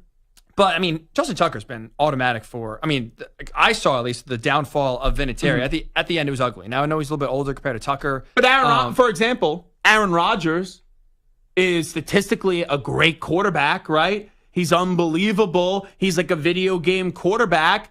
But Tom Brady won more. It's similar there. Like you could say, Rodgers, if you're doing the makeup of a quarterback, right? He may have greater strengths than Brady, but Brady went out there and won the games at a higher level than Aaron Rodgers did. I will say quarterback is different than kicker. You're not wrong in terms of ring count. The stat I don't know off the top of my head is I don't know how many game winners Tucker has compared to Vinatieri. That for me is what I would weigh a lot.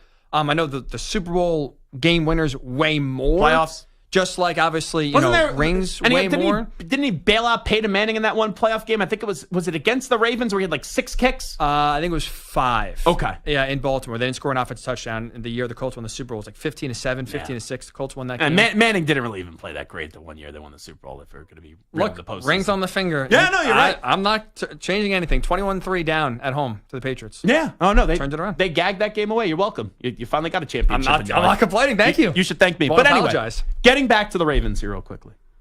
I love them this week against Dallas. Love them.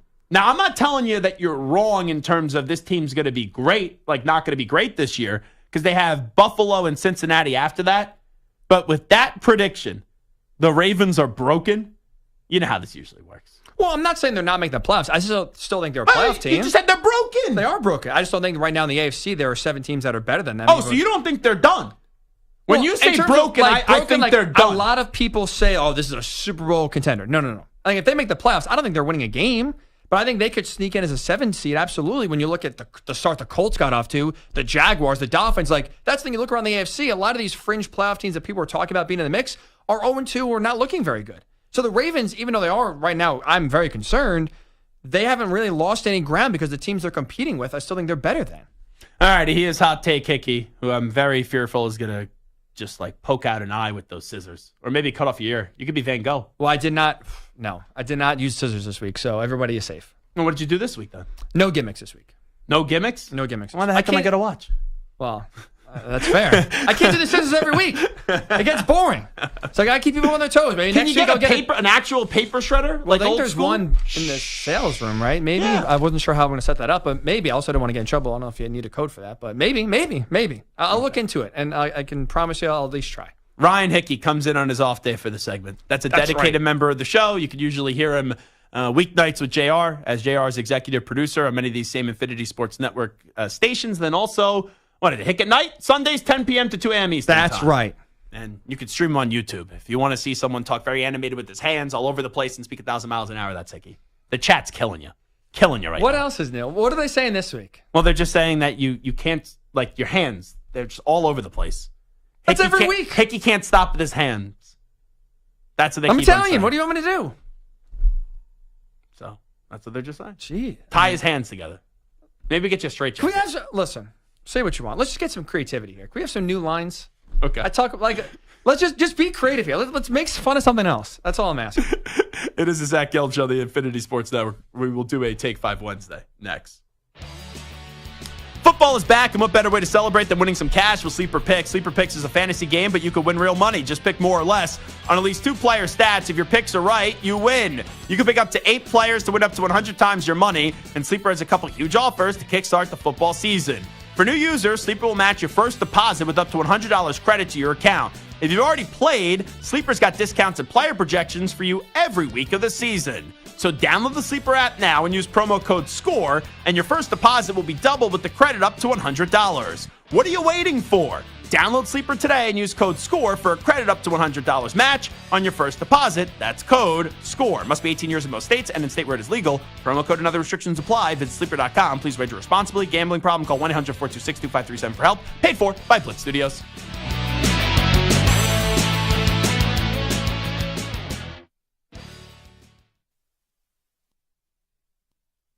You're in a 4-minute break.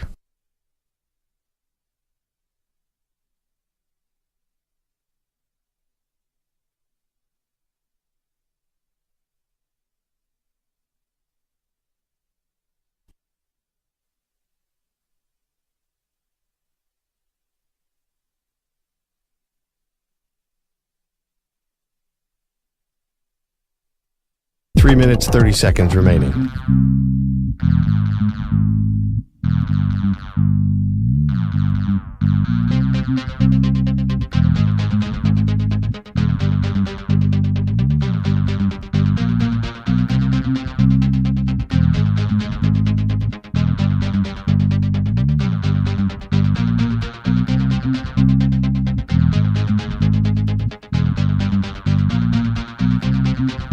Three minutes remaining.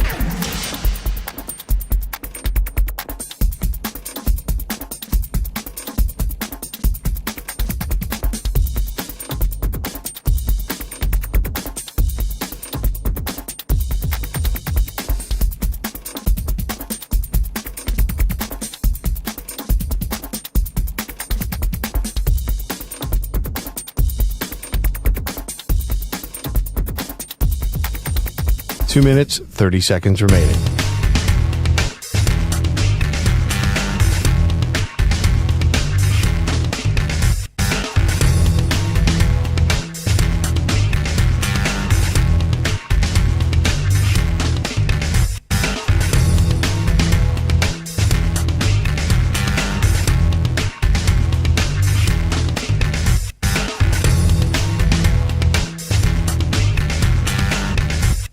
Two minutes remaining.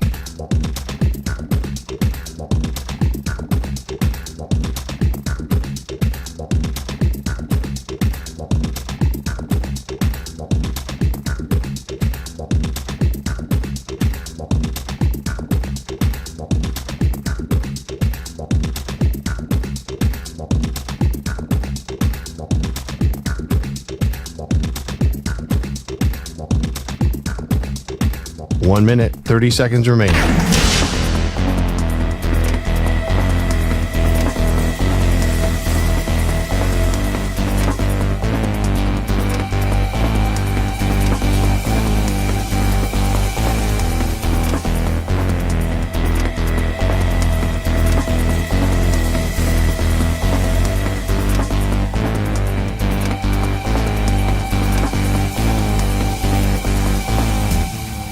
One minute remaining.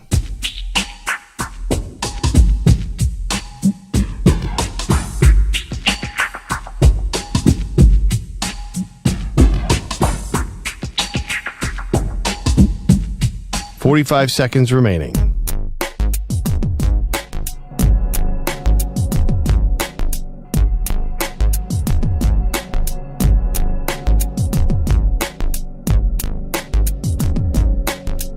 Thirty seconds remaining.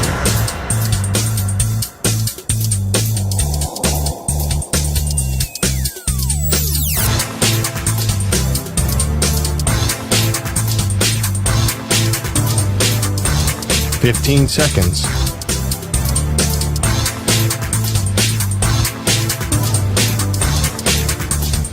Break ends in 5 seconds.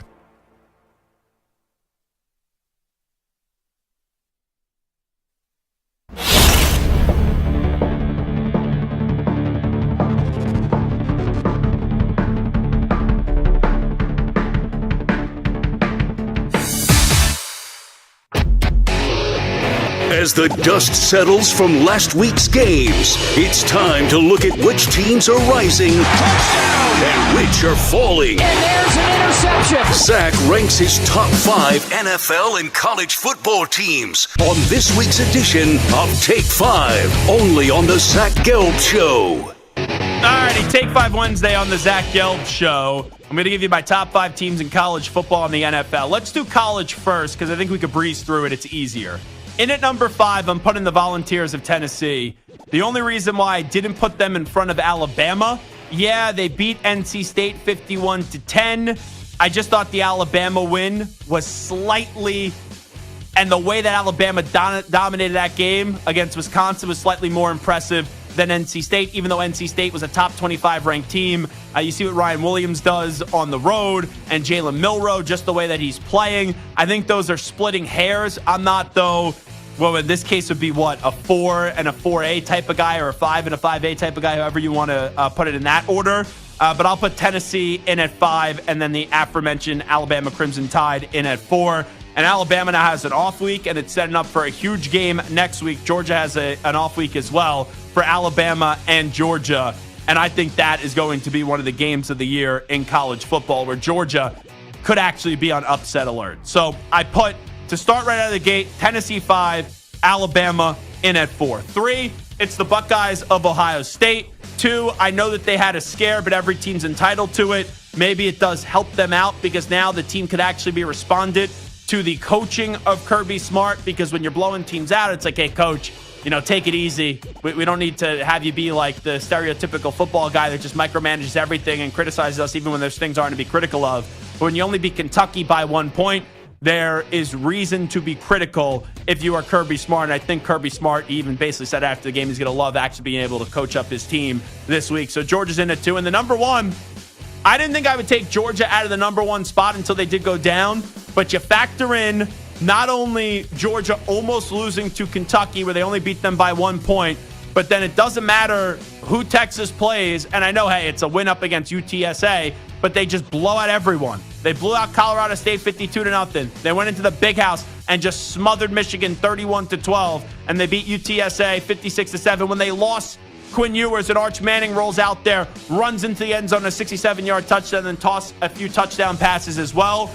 I put the Longhorns of Texas in at 1. So 5 Tennessee, 4 Alabama. That was the toughest decision, is to figure out who was going to be 4, who was going to be 5. So 5 Tennessee, 4 Alabama, 3 Ohio State, 2 Georgia, and in at number 1, Texas. Stuart Kovacs, speak now or forever hold your peace. All right, a much more convincing win this week, a 35-point win over Oregon State. What about Oregon? I thought about putting them in the top 5. But I couldn't justify taking out any of the teams that I had in the top 5, Texas, Georgia, Ohio State, Alabama, and Tennessee, because it was one game by Oregon State. They did not play well up against Idaho. I know Boise State is maybe the G5 representative in the college football playoff, but they were lucky to win that game. Give them credit for smothering Oregon State. It was nice to see the offense play the way that they're capable of. But I'm not going to go delirious with the Ducks, even though I think they're a really good team, until I see how they look up against Ohio State. They play UCLA. They have a bye. Then they play UCLA and Michigan State. And then they have the Buckeyes. That's when Oregon get back in the good graces of many people when they go up against Ohio State. So for now, one good game. Give them credit, but let's see more of it. 3 games and 3 blowout wins for Jackson Darts and Ole Miss. I thought you were about to say Jackson Smith and Jigba. Hopefully you pronounce that better. Than Mad Dog, hopefully. Yeah, than Mad Dog Russo. I think he was trying to say like Nobu yesterday, like the restaurant, when he was pronouncing that. They just haven't played anyone. And here's my concern about Ole Miss going into the season. Was their defense going to be average? And I know you look at it so far through the first 3 weeks of the season, they've only allowed 9 points. But you've played Furman, Middle Tennessee, and Wake Forest. You got Georgia Southern coming up, Georgia Southern, Kentucky, South Carolina. None of those teams really move the needle for me. So Ole Miss is a very good team. We will see down the stretch. They have LSU still on the schedule. I don't think is all that good. They got Oklahoma. They got a big one against Georgia. We will have other moments to say, okay, Ole Miss can potentially move in the top 5, but I just don't think the time is right now. They were off this past week, but what about Penn State? Same thing as I said last week, why I pushed them out of the top 5 after the first week. They had a great win up against West Virginia, dominant win up against West Virginia. But then it was a very, very, very pedestrian effort up against Bowling Green. That still sticks with me. That's why they're out of the top 5. And last but not least, what about Missouri finally tested against Boston College? They come away with the win. So Missouri was one of those teams that they were praised a lot going into last week. I watched them. I saw them play up against Boston College. It wasn't pretty, but a win's a win. But just because you get a win up against a solid team in Boston College, I don't think that means you have to put them in the top 5. Missouri, to me, is the definition of a good team, not a great team. And I look at great teams in college football. That means you got to be in the top 5. And right now, I don't have them in the top 5. All righty. I will tell you this. I've done Take 5 Wednesdays since I've been in the 6 to 10 p.m. Eastern time slot. And obviously, we do it here in the 3 to 6 p.m. Eastern time slot. I have never had a Take 5 Wednesday that was tougher to do than this one in the NFL. Because here's my rule of thumb. If you are a football team after the first 2 weeks of the season that is not undefeated, and there are 5 other undefeated teams, I can't put you in the top 5. I can't do it. So if you're 1-1, you don't make the top 5 when there are other teams that are 2-0. But I look at this top 5, Stu, that I'm about to read. Like, you see the top 5 list right in front of you, right? I do, yes. It's ugly. I would say that's an ugly list. There's teams in there that I won't expect to be in the top 5 at the end of the year. I don't even know if there's teams that I expect to be in the top 5 next week, Yeah. if we're being fair. But I got to go with what I'm seeing. So in at number 5, you blow out the Carolina Panthers, and then you smother the drama Dallas choking Cowboys. I'll put the Saints in at 5. The Vikings, after week 1, all right, people thought you and the Giants, it could go either way. You blew out the Giants. No one's going to praise you for it. But you then follow it up with playing the 49ers and beating them. 49ers, one of the best teams in the NFL. I will put the Vikings in at 4. The Tampa Bay Buccaneers. This is how ugly this is. They had a nice victory up against the Detroit Lions. They're 2-0 to start the season. Very good defense. Baker has found a home in Tampa Bay. Mike Evans, Chris Godwin, both studs. 2, the Buffalo Bills. I know that story from that game was the Tua injury. Buffalo was beating the snot out of Miami up until the story then became the injury of Tua Tagovailoa. And then number 1, it's the world champion, the Kansas City Chiefs. They probably should have lost that game. And I thought that was more so the Bengals losing that game than the Chiefs winning it. But the Chiefs are 2-0, and the Chiefs aren't even playing at their best, and they're still better than all the rest. So the ugliest top take 5 in the history of the Zach Gelb Show on the Infinity Sports Network, and then also going back to CBS Sports Radio. When you look at the NFL, my top 5 this week, Saints 5, puke. Vikings 4, puke. Bucks 3, puke. And the Bills at 2 and the Chiefs in at 1. Speak now, forever hold your peace, Stu. All right, what about another 2-0 team with wins over the Colts and Bears? That is the Houston Texans. I just wasn't impressed with them up against the Bears. I thought they left a lot of meat on the bone where that game should have been a blowout and they just weren't finishing drives. I think that at the end of the year, they could definitely be in the top 5, but you got to finish those drives. I know they won the game, so I shouldn't hold it against them. But that matters when you're getting in the tiebreakers here. And you saw the Vikings beat the Niners, who are a better opponent than who the Texans were playing, and the Saints blew out the Cowboys, who were a better opponent than what the Texans were playing. They're 1-1 after losing to the Vikings, the 49ers. Injuries right now, I think they'll be fine long term. McCaffrey out, Debo out, and you lost to Sam Darnold and the Minnesota Vikings for a second year in a row. That's why you're out of the top 5. And last but not least, they're 2-0. It looks like Justin Fields is doing a pretty good job, the Pittsburgh Steelers. Well, they're 2-0, but their offense is offensive. That offense stinks. And Justin Fields is the right call moving forward. And Justin Fields has been fine, but that offensive line is putrid. That's why they need to play Justin Fields over Russell Wilson, because Justin Fields is more mobile, and you're going to be running for your life if you're the quarterback of the Pittsburgh Steelers. So they have 2 wins. But I don't think anyone feels good about the Steelers right now. Their defense is awesome, but you would still probably feel better, Stu, about the Bengals than you would be the Steelers, and the Steelers are 2-0 and the Bengals are 0-2.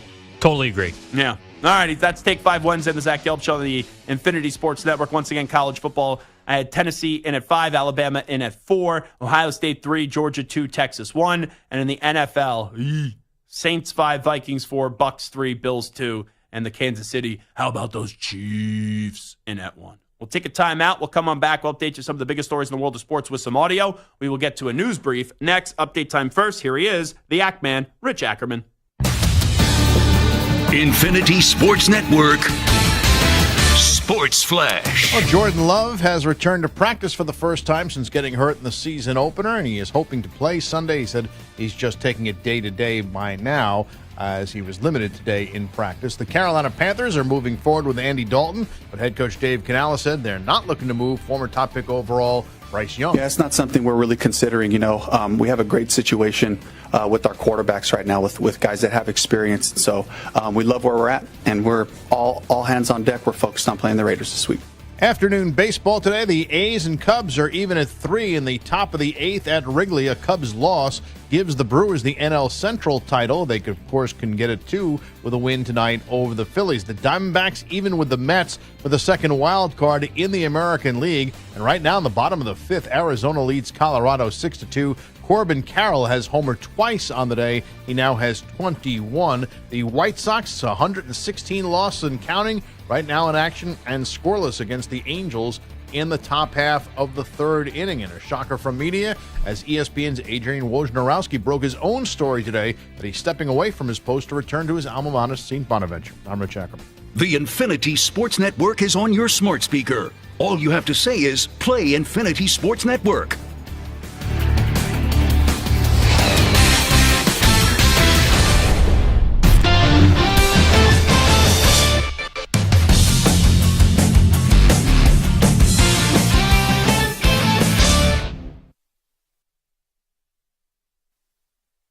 You're in a 5-minute break.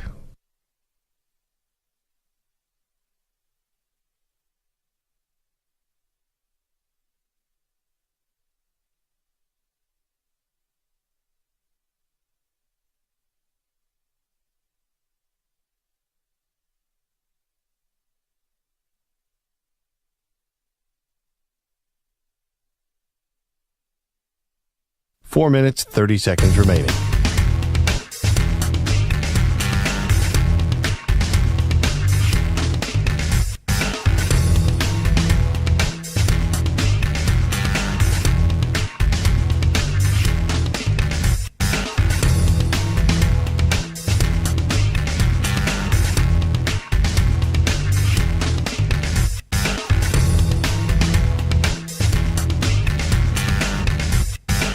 Four minutes remaining.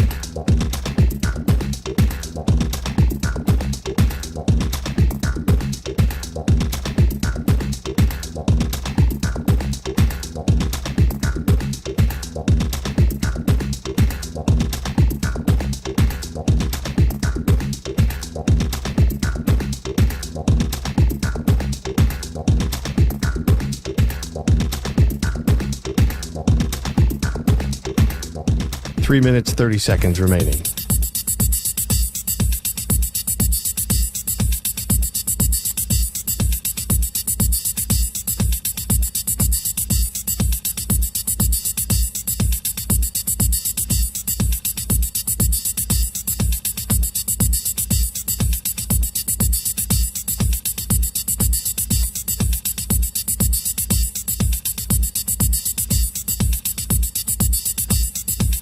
Three minutes remaining.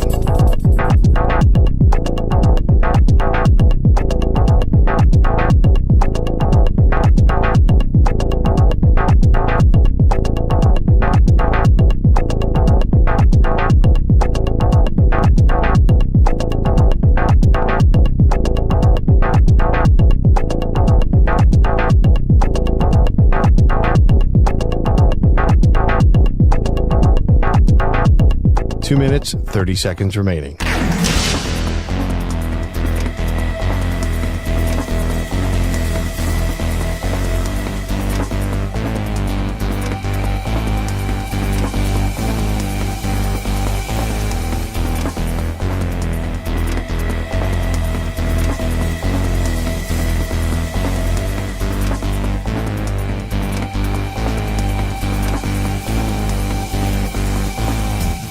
Two minutes remaining.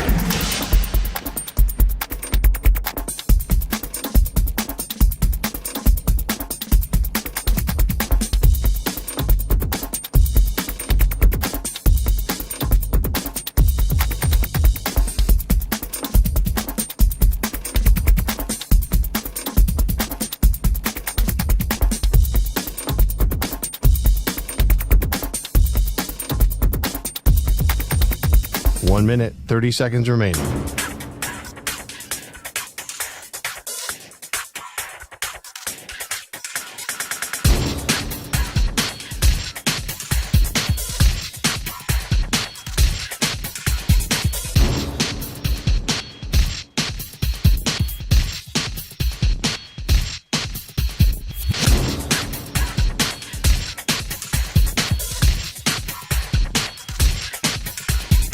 One minute remaining.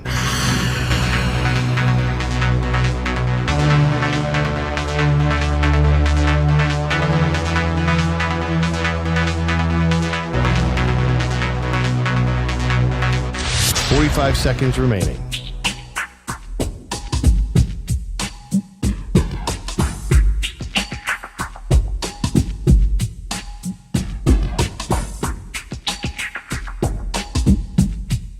30 seconds remaining.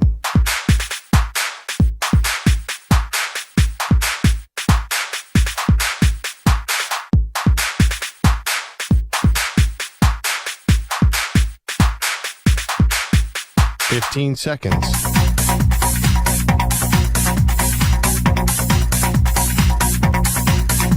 Break ends in 5 seconds.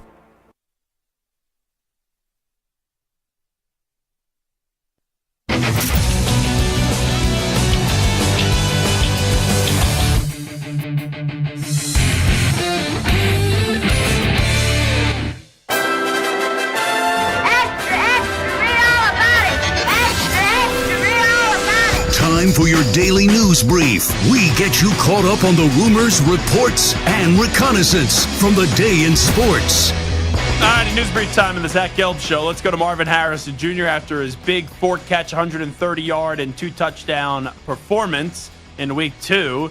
Here is what he had to say on his great second game. It was solid. I think the offense played a good game. Definitely executed in the run game and in the pass game as well. I'm not going to lie to you. I think I saw Kyler's stat line. He has 4 incompletions, all were to me. So I'm not very happy about that. We definitely got to get that fixed. But we continue to build on our chemistry and as the season goes on. I don't usually like a Buckeye. I'm just going to be honest. I told you going into this NFL draft, he was the best player, period. That answer is awesome. Because that's a player that's been in the NFL for 2 games, had a monster game too, the 4 catches, the 2 touchdowns, 130 yards. It would have been easy for him to stand up there at the podium and just take a bow and take all the praise and be outspoken. But that shows you the competitor, Stu, Marvin Harrison Jr. is, when he's like, you know what, I looked at Kyler's incompletions, they were all to me. That's a guy that is able to find something when there was really nothing when it came to being critical of the performance of the offense this past weekend. Yeah, you love to see it, and a guy that just had that great performance, you rarely see that. And look at the way Kyler Murray handled the media in Week 1, and look at the way Marvin Harrison Jr. handled the media in Week 2. That's the way to handle it. Kyler Murray, when things didn't go well, it's not my job to get the ball to Marvin Harrison Jr. Yeah, it is. You're the quarterback. Here is Devin McCourty. This is Football Podcast. He had a great story about Bill Belichick from his days with the Patriots. My rookie year, we're playing the Jets on a Monday night, so we're doing a nighttime walkthrough Sunday night before the game, and he grabs all the corners and he grabs me and he says, hey, when we're running down this sideline, the way the wind pattern is in our stadium going towards the open end, the wind whirls like this, so the ball's going to look like it's going further than what it is, but it's going to hit that wind and it's just going to drop. So when you're running on this side, make sure you turn around and get your head back. And I remember sitting there like, really, dude, the wind pattern. And sure enough, I get a go ball on that side against Braylon Edwards. I turn and then I look back at him, and then I remember like what Bill said. I turn my head back, ball drops right in my lap, get an interception. From that point on, there was nothing the guy could tell me that I would be like, nope, I believe in everything. I was drinking the Kool-Aid heavy after that. The magic of the hoodie, and also Ernie Adams. All righty, let's go to Devontae Adams. He was on Up at Adams with Kay Adams. He had a message to Gardner Minshew after his INT up against the Ravens. I didn't say much to him in particular. I looked over to him after the pick. I let him kind of breathe and get his mind back right. The defense was out on the field, and I looked over to him, and I just called his name and looked at him and smiled at him and just shook my head, saying basically, we're going to be all right. Don't worry about it. And, dude is one of the most mentally tough people I've been around, so I wasn't too much worried about him. But, it is a tough position to be in and a tough position to play, quarterback. So we try to be there for him and make sure he knows that, we got his back. But most times he's already got a good hold of everything mentally, and we just got to be there to support him as much as we can. Stu, can I go cap on that, if you don't mind? Sure. Do you think it was more likely when Devontae Adams, he tried to sell it as when he threw the interception, I just shook my head and said, hey, we're going to be fine, we're going to be all right? He was definitely shaking his head thinking, uh-oh, here we go again, another Jimmy Garoppolo. I would agree with you. I think that was more of his reaction in the moment. I might feel differently now that they won the game, but in the moment, yes. You could say things. It doesn't mean that they're actually true. So I didn't even notice this because I was at the game. So he got flagged. I knew what the penalty flag was. I didn't know what the celebration was. Drake London doing like a celebration, basically like shooting guns into the sky, like air guns. Did he get blowback for this? No pun intended right there? Like, were people attacking Drake London for doing this celebration? Yeah, I believe I don't think the announcers brought it up, but I know on social media there was a lot of backlash. Like, I understand, right, guns are an issue and things along. That's like a very big conversation. But a football player celebrating and then basically doing a gun celebration, like, come on, what are we doing? People are actually offended by that. So here is Raheem Morris on Drake London's gun celebration. Initially, I didn't see it, and I guess it was the use of a weapon. How people interpreted that as a fine, as a penalty, and Drake is he's a great kid, and his intent was not as a use of a weapon. He probably was shooting T-shirts into the stands, to be honest with you, though, because he's just that kind of a guy. But he immediately apologized on site before I can even get a chance to correct him. Like, come on, what are we doing? I understand there was a bad shooting in Georgia last week, but Drake London in the end zone after scoring a touchdown, doing a gun celebration, he didn't mean any ill harm. The fact that that's even a question that has to be asked at a press conference, it's ridiculous. It's a football celebration. I'm sorry. I don't see what the big deal is with Drake London innocuously in the end zone celebrating, and then everyone's gonna freak out about that. So they're two totally different issues. Him doing that in the end zone to me is not a big deal whatsoever. Here is Andy Reid. Why bring back Kareem Hunt after they did cut him for the 2018 assault? He needed a change of scenery and get some help and take care of business there. And, we felt like he did that. He did a nice job in Cleveland. And we talked to the people there. There were no issues there. So, we felt okay by bringing him back. He's 29 years old now, so time flies. But he's 29 years old, and it looks like he's grown up some. Let's just be real. Andy Reid could just openly say, hey, we're the Kansas City Chiefs. We could do whatever we want, right? He's played in the league since we got rid of him. But we're Kansas City. If we bring him in and he's a problem and he does something that's disgusting, we'll just get rid of him. And we'll still find a way to win. That's what happens when you're a team like the Kansas City Chiefs. Alrighty, let's keep it moving. Let's go to CJ Stroud. This was a very interesting exchange on both fronts. So after the game, CJ Stroud walks up to Caleb Williams. He has some advice for him, and Caleb Williams wanted no part of the conversation, judging by his body language. Here is the exchange. Job out there, bro. Yeah, hey, keep going. Stop taking those hits. Yeah, I know. Hey, yeah. Learn from those mistakes. And everything that you got, bro, is in you already, bro. You're going to be a hell of a player in this league. Yep. All right, boy. Appreciate it. For sure. That's weird, Stu. I think it's weird because CJ Stroud, you could tell he was annoyed when he was getting blown off originally by Caleb. He's like, no, come here. Like, if you're Aaron Rodgers, Tom Brady, someone that's been around for a while, like even if that's Lamar Jackson in that spot, who isn't old, but he's a two-time MVP award winner, okay. Like CJ Stroud, I like you. I think you're a top 5 quarterback already in the NFL, but you're in your second year in the league. That was your second game in your second season in the NFL, right? To kick off your second season. So I thought that was weird by CJ Stroud, but also Caleb Williams, the advice he's given you is actually right. And you could tell Caleb was just annoyed that someone was giving him advice for someone that has been in the league only a year longer. I thought that was a weird look, I'll say, for CJ Stroud, and then a bad look for Caleb Williams. Yeah, and Stroud's only a month and a half older than Caleb. So it's basically two guys that are basically the same age. I know Stroud has an extra year in the NFL, but... Well, the age to me... It's not that big. Like, for example, I've had to give advice to people that are older than me in radio, and sometimes people that are the same age, but it's your experience. Yeah. For example, if I was at CBS Sports Radio at the time for a year, and then some new guy came in and I started giving him advice as if I was Scott Farrell or DA, yeah, that's not the right thing to do. But if, now being a 6 or 7 year veteran, or whatever I am on the network, and, a youngster comes in, it's a little bit different, even though I'm not a decrepit old man. But for Stroud, I get it. You had a great rookie season, and your intentions were well. But after 1 year, I don't think that's your place to basically be lecturing Caleb Williams as if, you are Tom Brady, and he's talking to Caleb Williams. All righty, let's go to Baker Mayfield on Bryce Young getting benched. Obviously, mine didn't happen in the same time frame with Bryce, but quarterback's hard, especially for young guys when you're not surrounded with the pieces that not given the opportunity to have success. And so that's a lot of the time guys have the talent, they might have the brains, but they don't have the right opportunity, the right fit. I'm sitting here right now in a way better fit than the other places I've been, and that's not to put other teams down, but it's a matter of the pieces around you, the coaches, and for Bryce, a guy that, I can relate to this, finding that belief within yourself again, and he'll get it. His story's far, far from finished. Yeah, there's other factors instead of just blaming the individual why you could fail as a quarterback. But the disconcerting part here is through the first two games, the discouraging part, the offensive line was fine for Carolina, and Bryce still looked lost. But I still don't think after two games you should bench him. Here's Dave Canales, who spoke earlier today. Have the Panthers considered trading Bryce Young?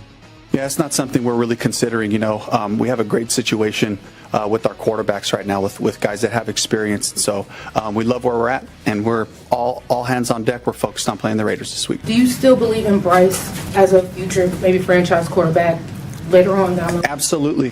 This is a developmentally minded program, so the development didn't stop. Every rep he's out there, we're evaluating the whole thing, having conversations, and just continuing to push all of our guys, including Bryce, to take that next step. So what else is he supposed to say? I get that. But I would follow up, hey, coach, you're the same coach after the game on Sunday that said Bryce is the quarterback, and then on Monday you benched him. So why the heck should I believe anything that you say? Here is Matt LaFleur on Jordan Love returning to practice today. So what was Jordan able to do for you today? He was limited, Bill. Was he able to do team? He was limited. Yes or no on team? He was limited. In team? He was limited. Regardless of how limited he may or may not have been, what does it mean to have him out there at least? Yeah, I think it's always great to have your quarterback out there, but we'll see how he progresses throughout the course of the week. I like that from Matt LaFleur. Little Belichickian-like. I would not play, though, Jordan Love this week. 1 week out from the MCL injury. Let him sit one more week. Come back to practice is one thing. And then you could have him play the following week up against Minnesota. And finally, let's get to Charles Huff, the coach at Marshall. Marshall plays Ohio State this weekend, and he had a good line. I feel good about the track we're on, and I feel good about the players we have. I would love to have some of those guys from Ohio State, too. So if they want to transfer on down, we've got a Tudor's Biscuit NIL all you can eat. So if any of those guys that run really, really fast at Ohio State like Tudor's Biscuits, I promise you, all you can eat all day if you transfer here. That's awesome. Can I put myself in the announcing portal? Coach, I'll come call you games for the Thunder and Herd, right, of Marshall if I could go get some biscuits. I would love some biscuits. That's a good recruiting pitch by Charles Huff, who a few years ago, Stu, Charles Huff beat Notre Dame. He was the coach of Marshall and still is the coach of Marshall. But I think now that on your pecking order of teams you hate, NIU is higher than Marshall because it's year 3. And NIU beat you up good 2 weeks ago. All right, it is the Zach Gelb Show on the Infinity Sports Network. 2 hours in the books. One more to play. When we come on back, off of Bryce Young, we will revisit some of the first-round picks at the quarterback position in the NFL draft as of late. Was it the team's fault or the individual fault? Which fault was it more? We'll discuss next.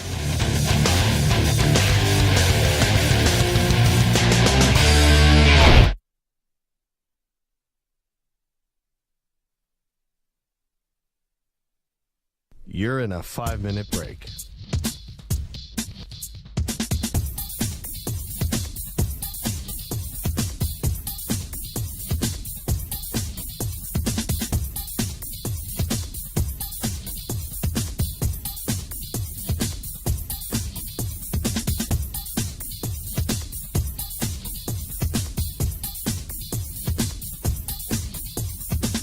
Four minutes, 30 seconds remaining.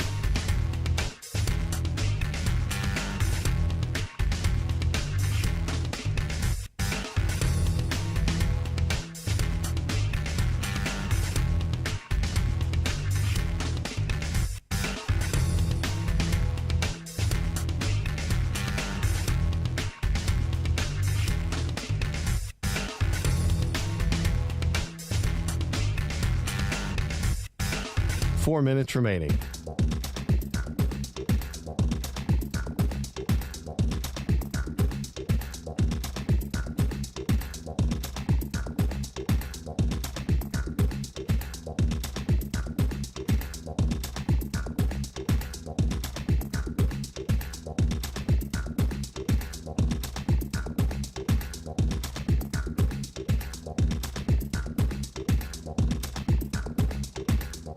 3 minutes, 30 seconds remaining.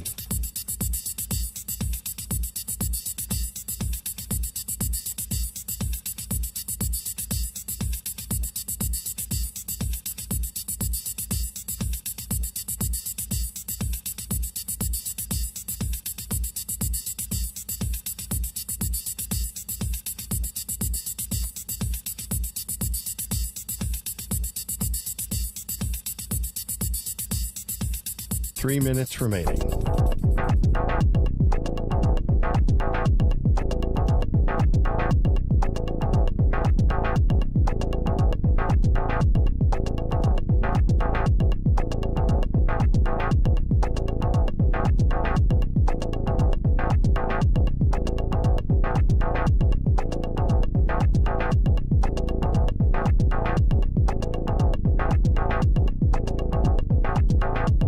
Two minutes, 30 seconds remaining.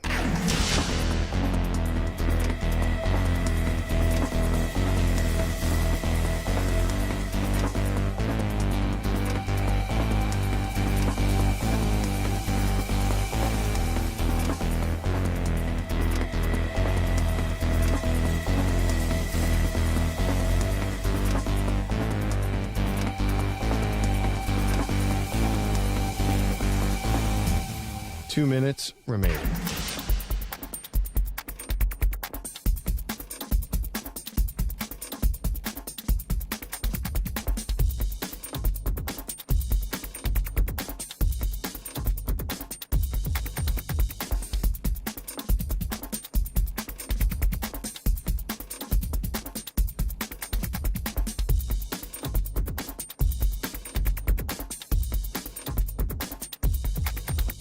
One minute, 30 seconds remaining.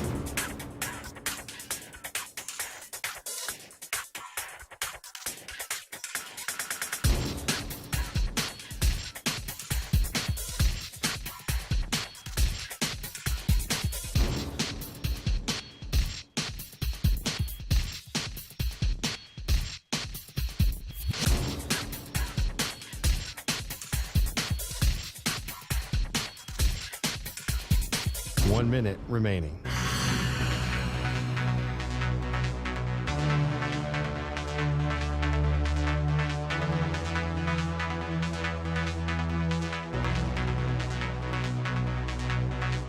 Forty-five seconds remaining.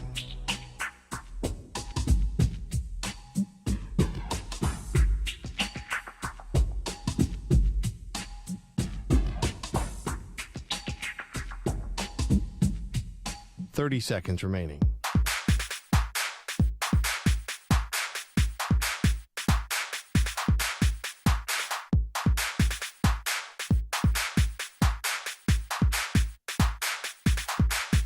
Fifteen seconds.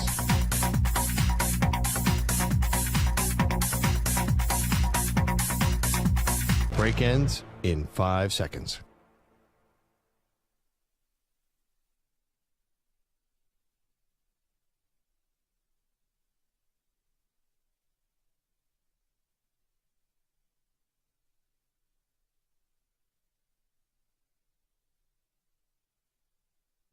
To infinity and beyond. He's live. He's nationwide. This is the Zach Gelb Show.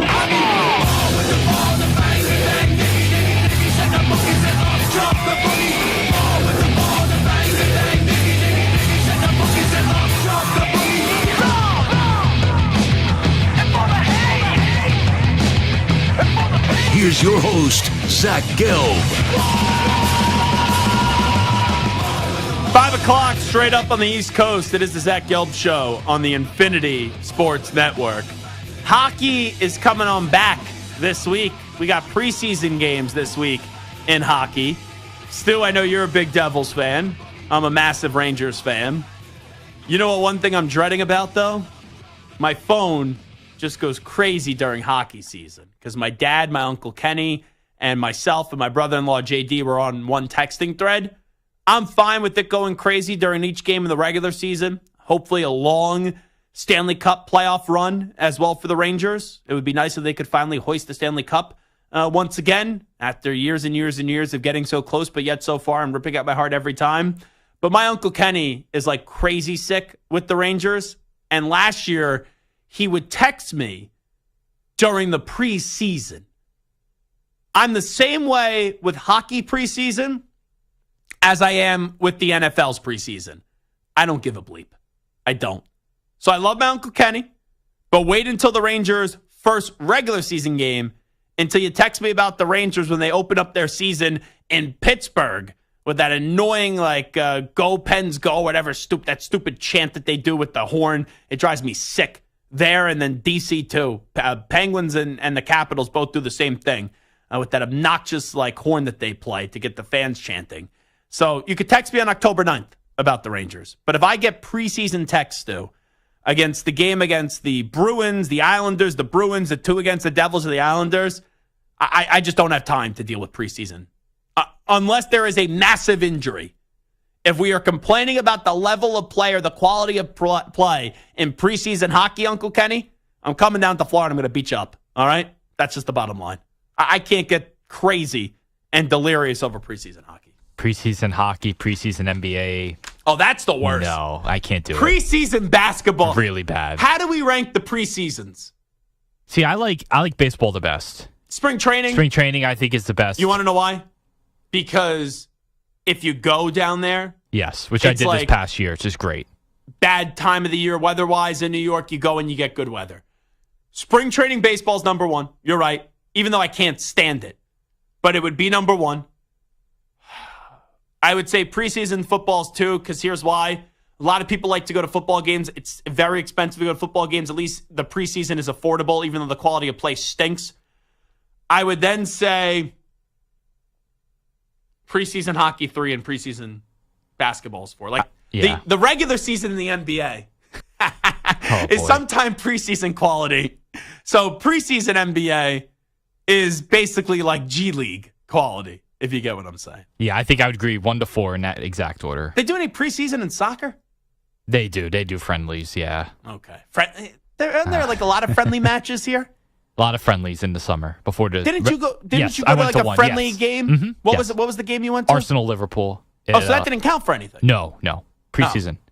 They don't play in the States ever, so when they're in the States, it's like, even though it's preseason, doesn't count. Were all the main players playing though?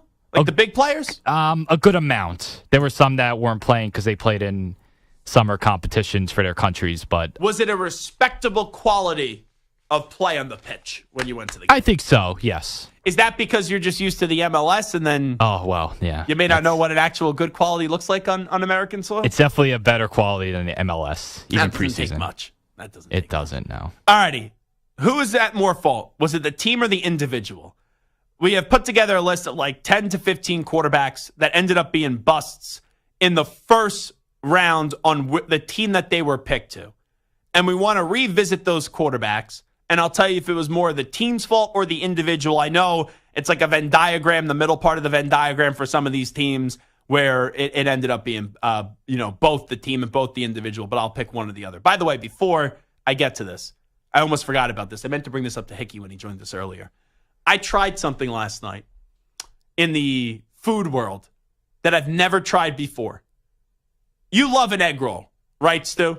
Definitely. I always get it when I get Chinese food, yes. Always get an egg roll. Sunday night football, I think it's a staple. You order a pork fried egg roll. You get some General Tso's chicken, a little fried rice, pork fried rice, maybe some dumplings. You go some spare ribs, right? I love ordering Chinese food on Sunday nights in football season. And I love me an egg roll. I also love me a good rainbow cookie. I have never heard, though, of an egg roll rainbow cookie. And the Mets earlier this year, they released the egg roll rainbow cookie in center field at Citi Field for the Mets Nationals game that I was at last night. And I said earlier in the season, when I go to a baseball game, it's so fancy now, the food, that almost there's times, and I'm going to sound old here, where I just want a hot dog, or I just want a nice Italian sausage, or I just want some chicken fingers and fries, or some peanuts and Cracker Jacks, right? I don't need a gourmet Italian, rainbow cookie egg roll, right? But last night, walking into the stadium, maybe not sober going into the stadium, if you know what I'm saying, and I was a little bit hungry for a dessert. I had dinner before I got to the stadium. I'm going back to Citi Field on Friday for Mets Phillies, where I will get the bougie filet mignon cheesesteak, which is to die for. I took Stu there this year, right? The Pat LaFrida filet mignon cheesesteak is some of the best ballpark food. Very, very, very good, yes. So last night I was craving for a dessert, and I ended up having the egg roll rainbow cookie. 8.4 out of 10. The egg roll, like the shell of the egg roll, could have been a little bit more well done. I thought it was going to be a little bit bigger, I will say, but the inside was, how should I say this? Gooey awesomeness. It was sensational. It really was. But I would have never thought to put a rainbow cookie inside of an egg roll. But whoever thought about that, well, they're probably listening to a lot of Bob Marley. That's all I'll say. Or hanging out with Christopher Mad Dog Russo with his gummies. All righty, say something funny. All righty, let's go team or individual busts in the first round with the team that they were drafted on. And was it more the team's fault or the individual's fault? What do we got? All right, Kenny Pickett or the Steelers? Kenny Pickett's fault. He was terrible, and he lost the control of that team as well. And it's very, very tough in a place like Pittsburgh where they still win games to lose that locker room, but he lost that locker room very early on. I'm not going to make fun of the hands, right? People are like, oh, his hands are too small to play in the NFL. I don't believe in that. Burrow, small hands, he plays great. But Kenny Pickett just did not play well enough. And I know the Steelers' offensive line stunk, but there was enough there to look competent, and he didn't look competent. What about Zach Wilson or the Jets? Oh, I'm going to say that's more the Jets than that is Zach Wilson. Now, that's not me saying Zach Wilson is any good, and his mom didn't do him any favors with how much attention she was craving when she was in the New York area and her son was playing quarterback for the Jets. He played a solid game up against the Kansas City Chiefs last year in a primetime game, isolated spot. But the Jets' offensive line was horrible, absolutely horrible.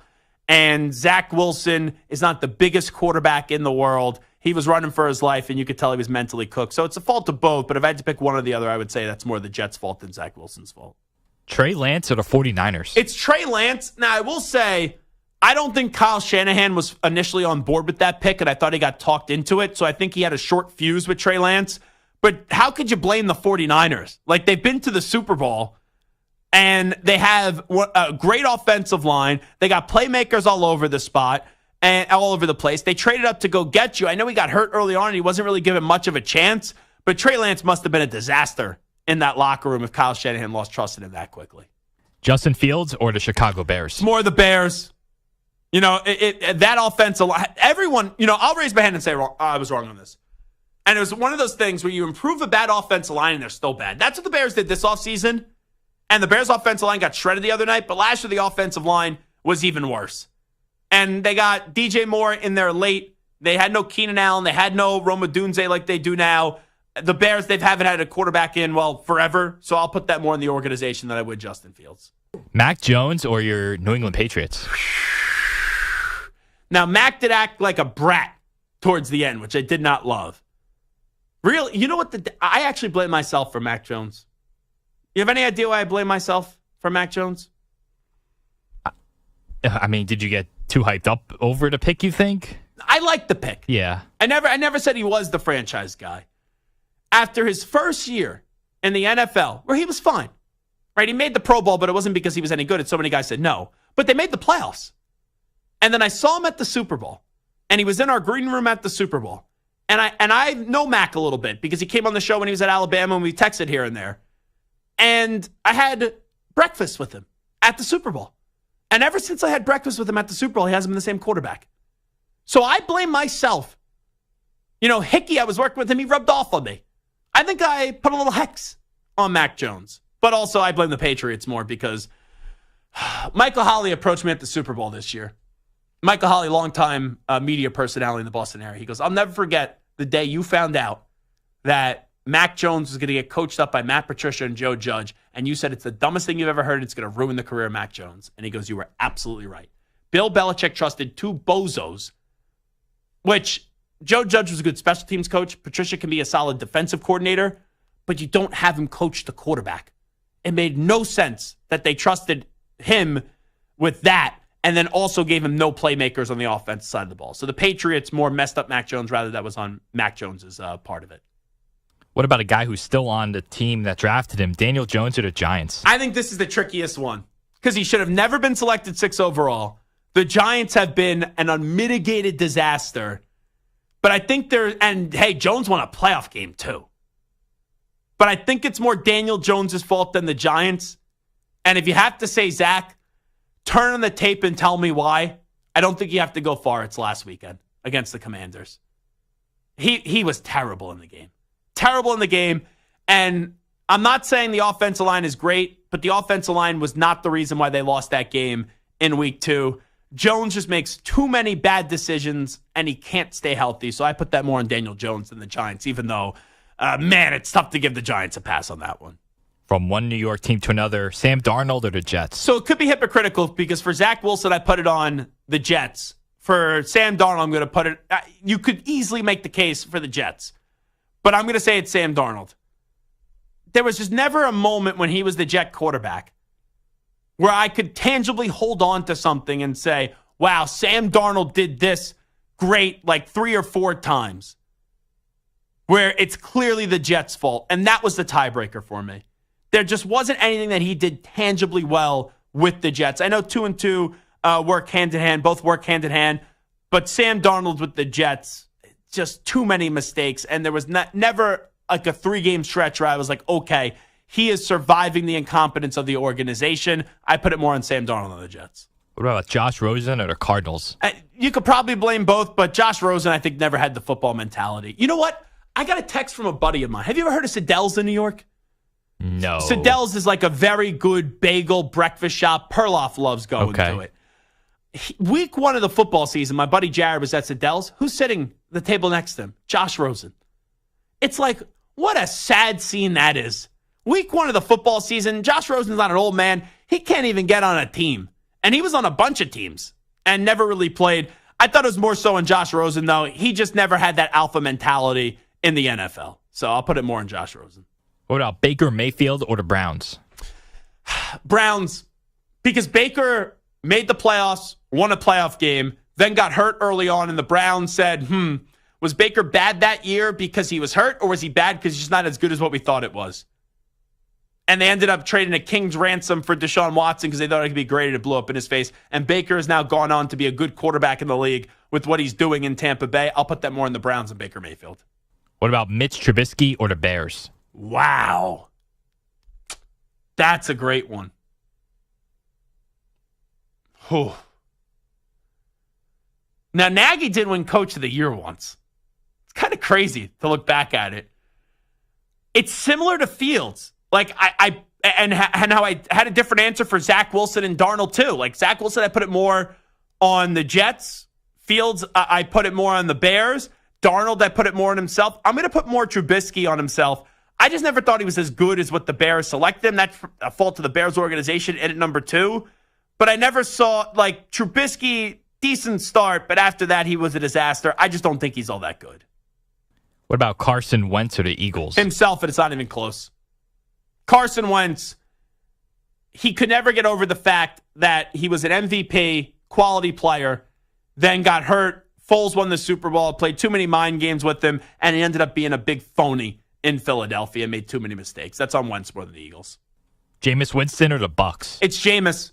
Jameis leaves, Brady comes in, they win a Super Bowl. I know it's the greatest quarterback of all time, but that team was not as bad as what people thought. Too many turnovers for Jameis Winston.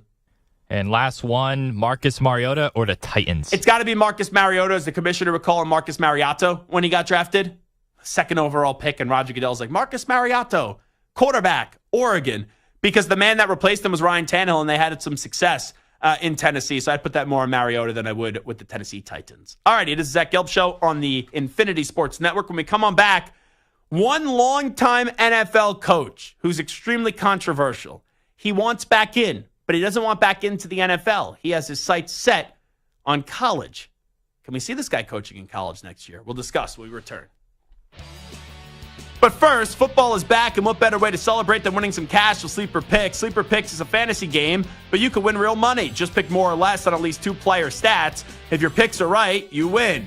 and you can pick up to 8 players to win up to 100 times your money. And Sleeper has a couple huge offers to kickstart the football season. For new users, Sleeper will match your first deposit with up to $100 credit to your account. If you've already played, Sleeper's got discounted player projections for you every week of the season.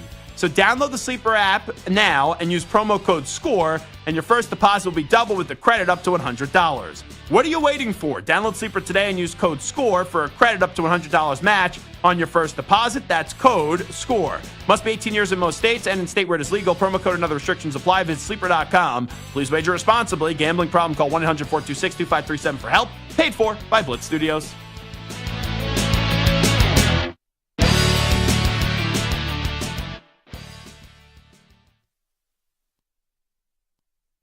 You're in a 4-minute break.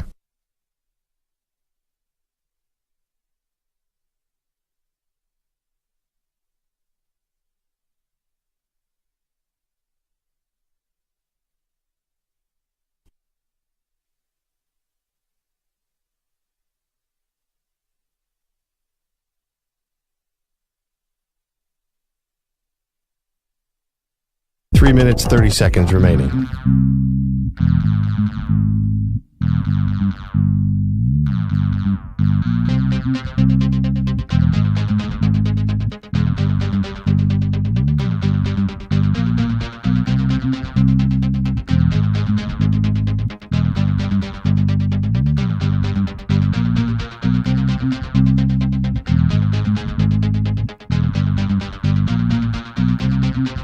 Three minutes remaining.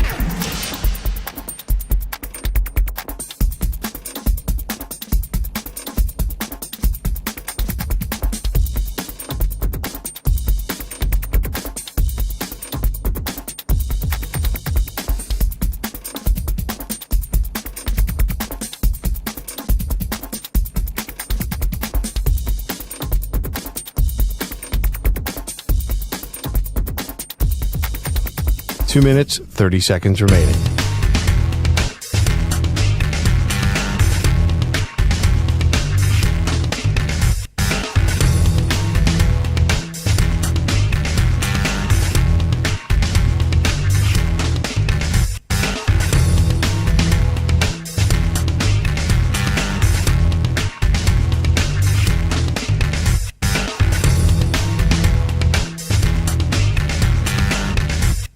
Two minutes remaining.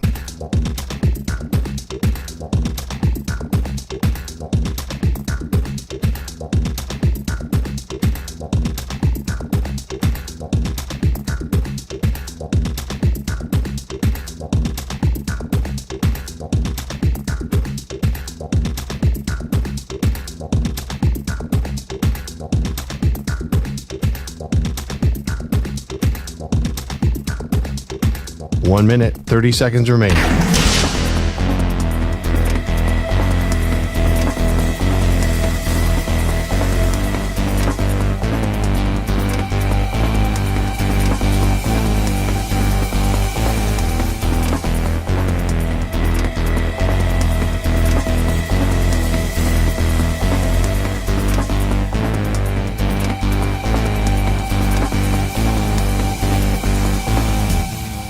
One minute remaining.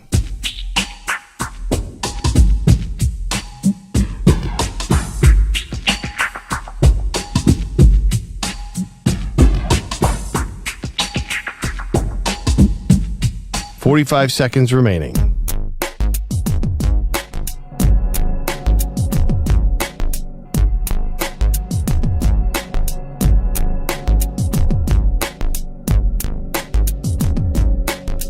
Thirty seconds remaining.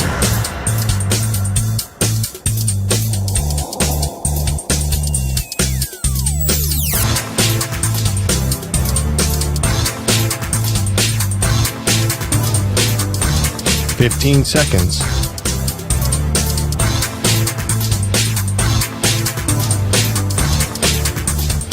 Break ends in 5 seconds.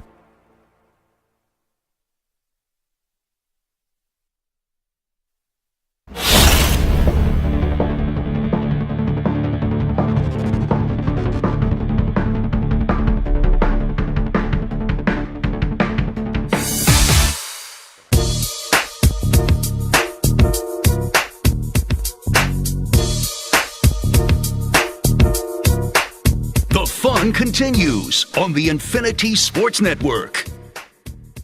All right, it is the Zach Gelb Show on the Infinity Sports Network. Stu, I know this will probably give you some PTSD, but we're going to talk about Jon Gruden. Would you agree with me? Jon Gruden is an overrated head football coach?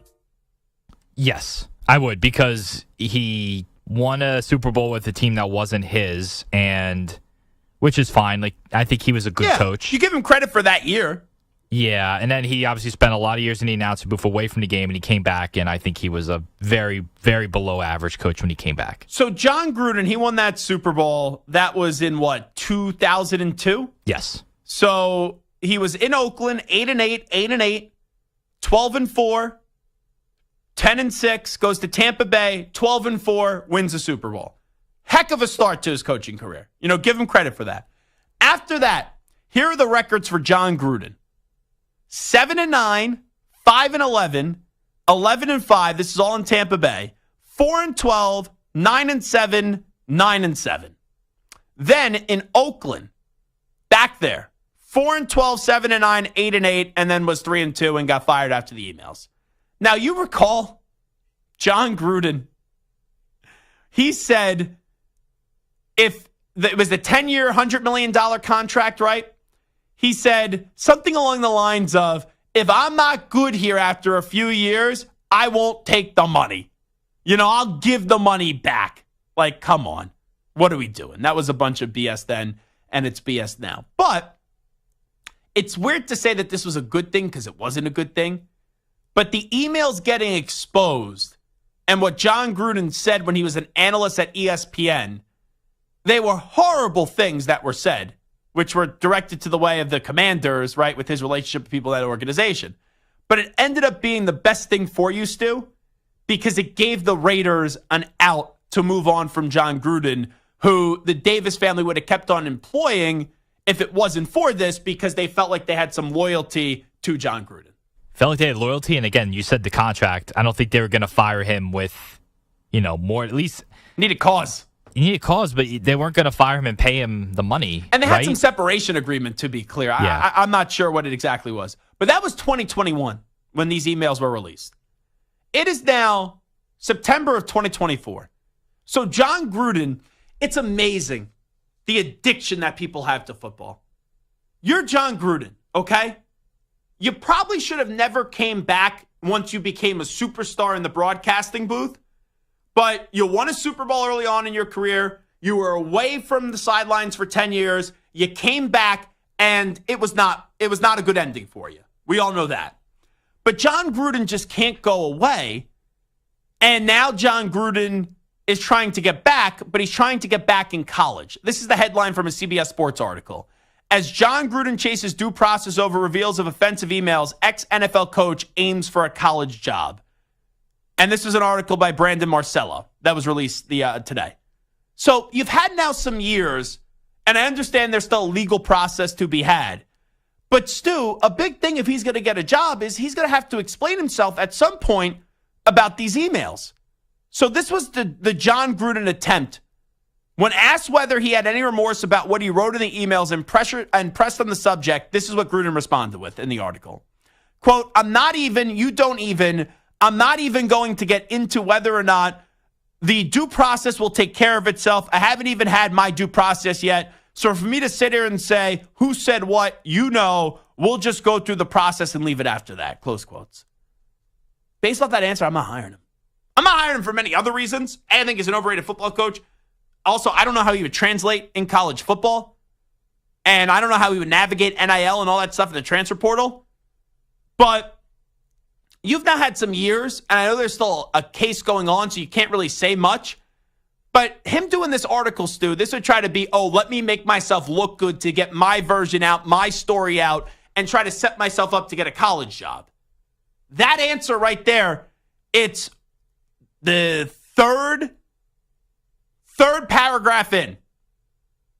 You can't even scroll down to midway through the article. It's right there when you load it on your computer. I don't even need to read the rest of the article. I'm not saying you got to, I understand there's a process and you have a case right now. I'm not saying you got to basically genuflect to people. But you need to at least explain yourself better than, oh, I'm not, no way, no how, I can't, no due process, blah, blah, and have an article, an answer that made no sense. So I think that's part of it too. But we've seen college coaches or the sport of football, right, look the other way if you think someone can win games. But Jon Gruden, we know he's not coaching the NFL again. Like, let me say this to you. Florida, they're going to need a new coach. We know Billy Napier's done so. Jon Gruden's a big name. If you're Florida, you know the Gruden camp, right, will make sure his name gets out there. They'll talk to some media members when they're credible or not. It doesn't matter. They'll talk to media to try to make that push so some bozo reporter could get on there and go, oh, I talked to a source that told me Jon Gruden is really interested in Florida. Yeah, I could be interested in a lot of things, too. It doesn't mean they're going to happen. Jon Gruden can be interested in Florida, but if I'm Florida, I'm not even considering bringing in Jon Gruden. Do you think Florida will even consider it? I don't. I mean, he's 61 years old. It's not ancient, but I mean, by the time he builds that up, it just feels like it's too late. And for a guy who's never recruited, I mean, he's pretty much been in the NFL as an assistant or a head coach pretty much his whole career. I don't know how that translates. And then you add in the NIL and the pressure that Florida is. Like, if you told me he got a job at I do think he'd be a good recruiter, though, to be fair. I think so, too. Like those quarterback, where he sit the quarterbacks down and he would talk to them. Let me tell you what, man. Gruden's quarterback camp, I think, or something like that. Yeah, I thought those were good. Like, Jon Gruden has a good personality. Like, I think he can recruit if he wants to put in the work. But, like, Florida, you could do better than Jon Gruden. I think it's too much of an unknown to hire Jon Gruden. Also, if you're going to the older, accomplished coach that has controversies, wouldn't you just go? Like, if that's what you're doing, wouldn't you just say, oh, you know what? I'll swallow my pride here. We'll call back up Urban Meyer. Urban will put you in the Ring of Honor, even though you should have already been there. And then, boom, we'll move on from there. Wouldn't you rather go Urban Meyer in college than Jon Gruden in the 100%. NFL in college for Florida? There's no doubt. Yeah. So here is Urban Meyer. He was on the Triple Option Show. Would he return to Florida if they called? Let's hear how Urban answered that question. Somebody called you, said, Coach, come fix us again. What would you tell them? That ship has sailed, Mark. And I want that program to do well so bad. I know so many people there, and we give a big part of our life to that program. But that ship has sailed, Mark. And he's 100% right. He knows it. So if put it this way, if the Urban Meyer ship has sailed, then the Jon Gruden ship should sail. It's like there got to be a better hire than Jon Gruden. And I'm not even saying Florida's ever going to place the call. I don't even think they will.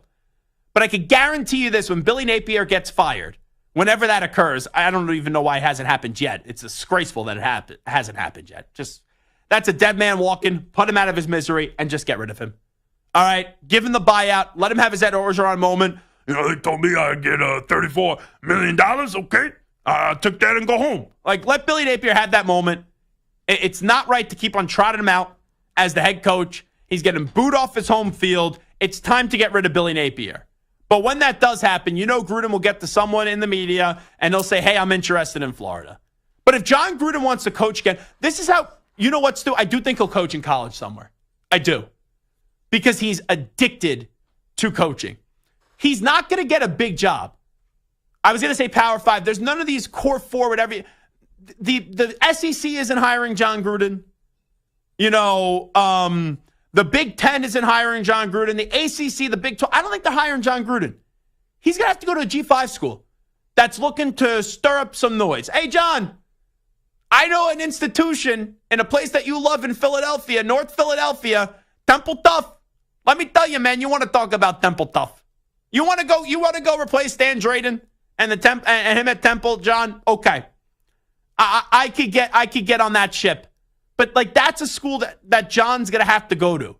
It's going to have to be a G5 school. He's not becoming the next coach of Florida. No way. Like when Arkansas opens, he's not becoming the head coach of Arkansas. So let's pump the brakes here. Gruden wants to come back. He wants to coach in college. But how badly do you want to coach? Because when you say you want to coach in college, it's vague.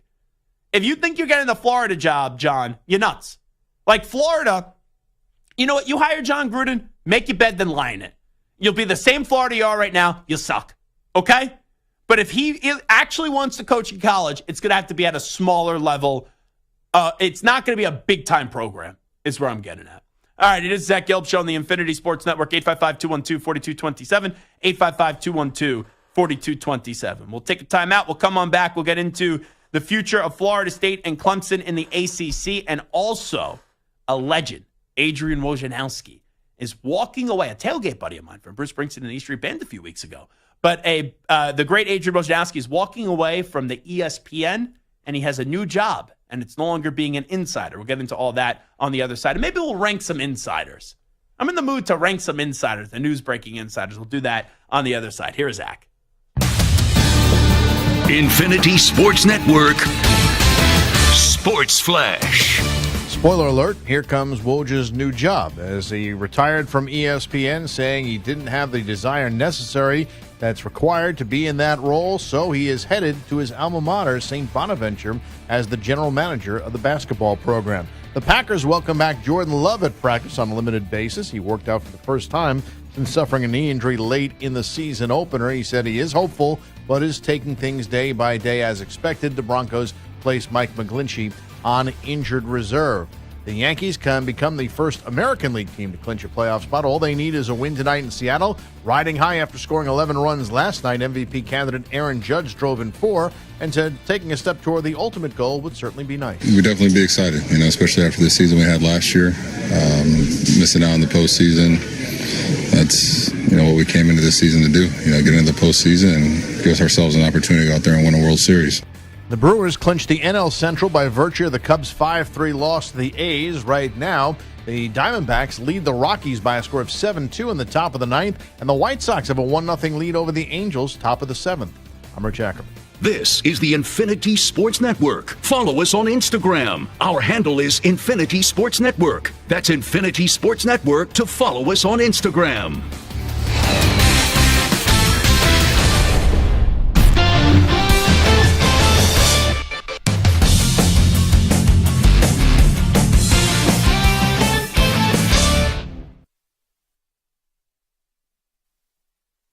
You're in a 5-minute break.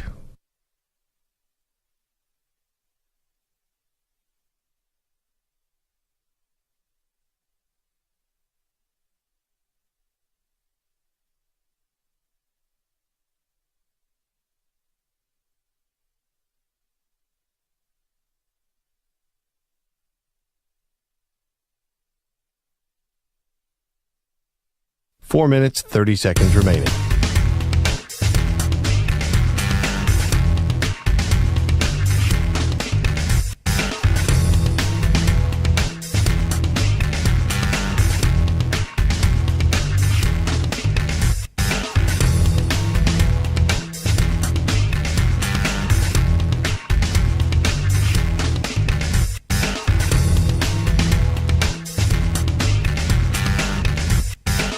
Four minutes remaining.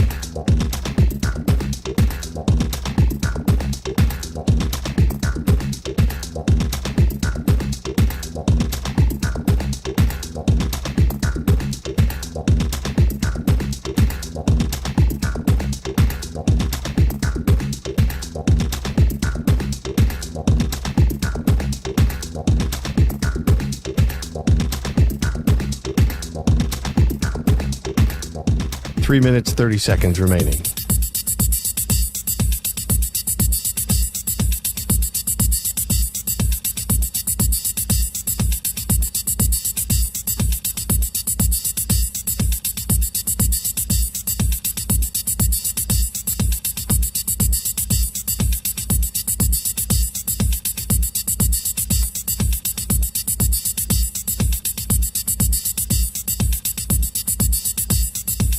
Three minutes remaining.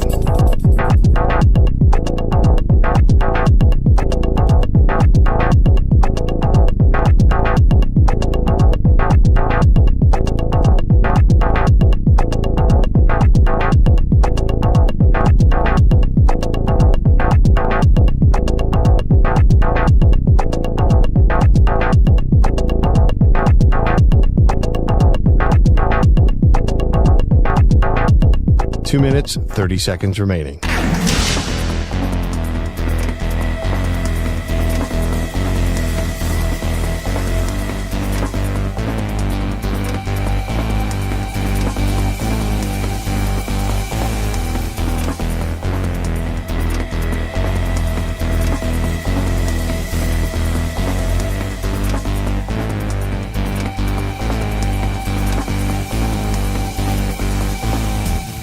2 minutes remaining.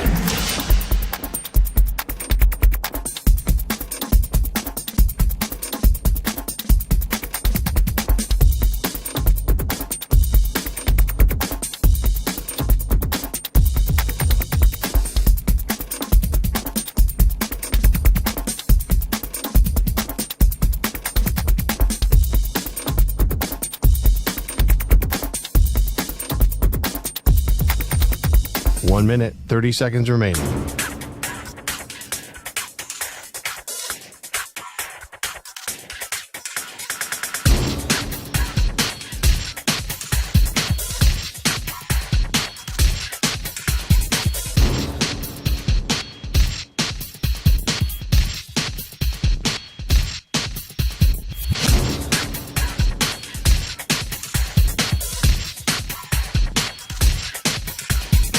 One minute remaining.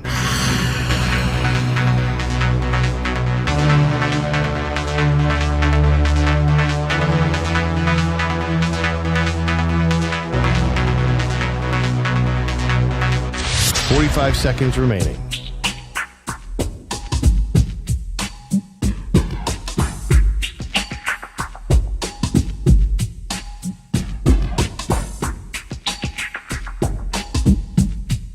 Thirty seconds remaining.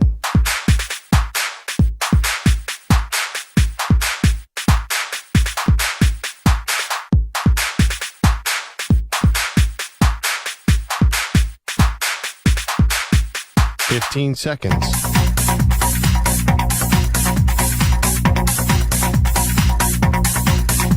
Break ends in 5 seconds.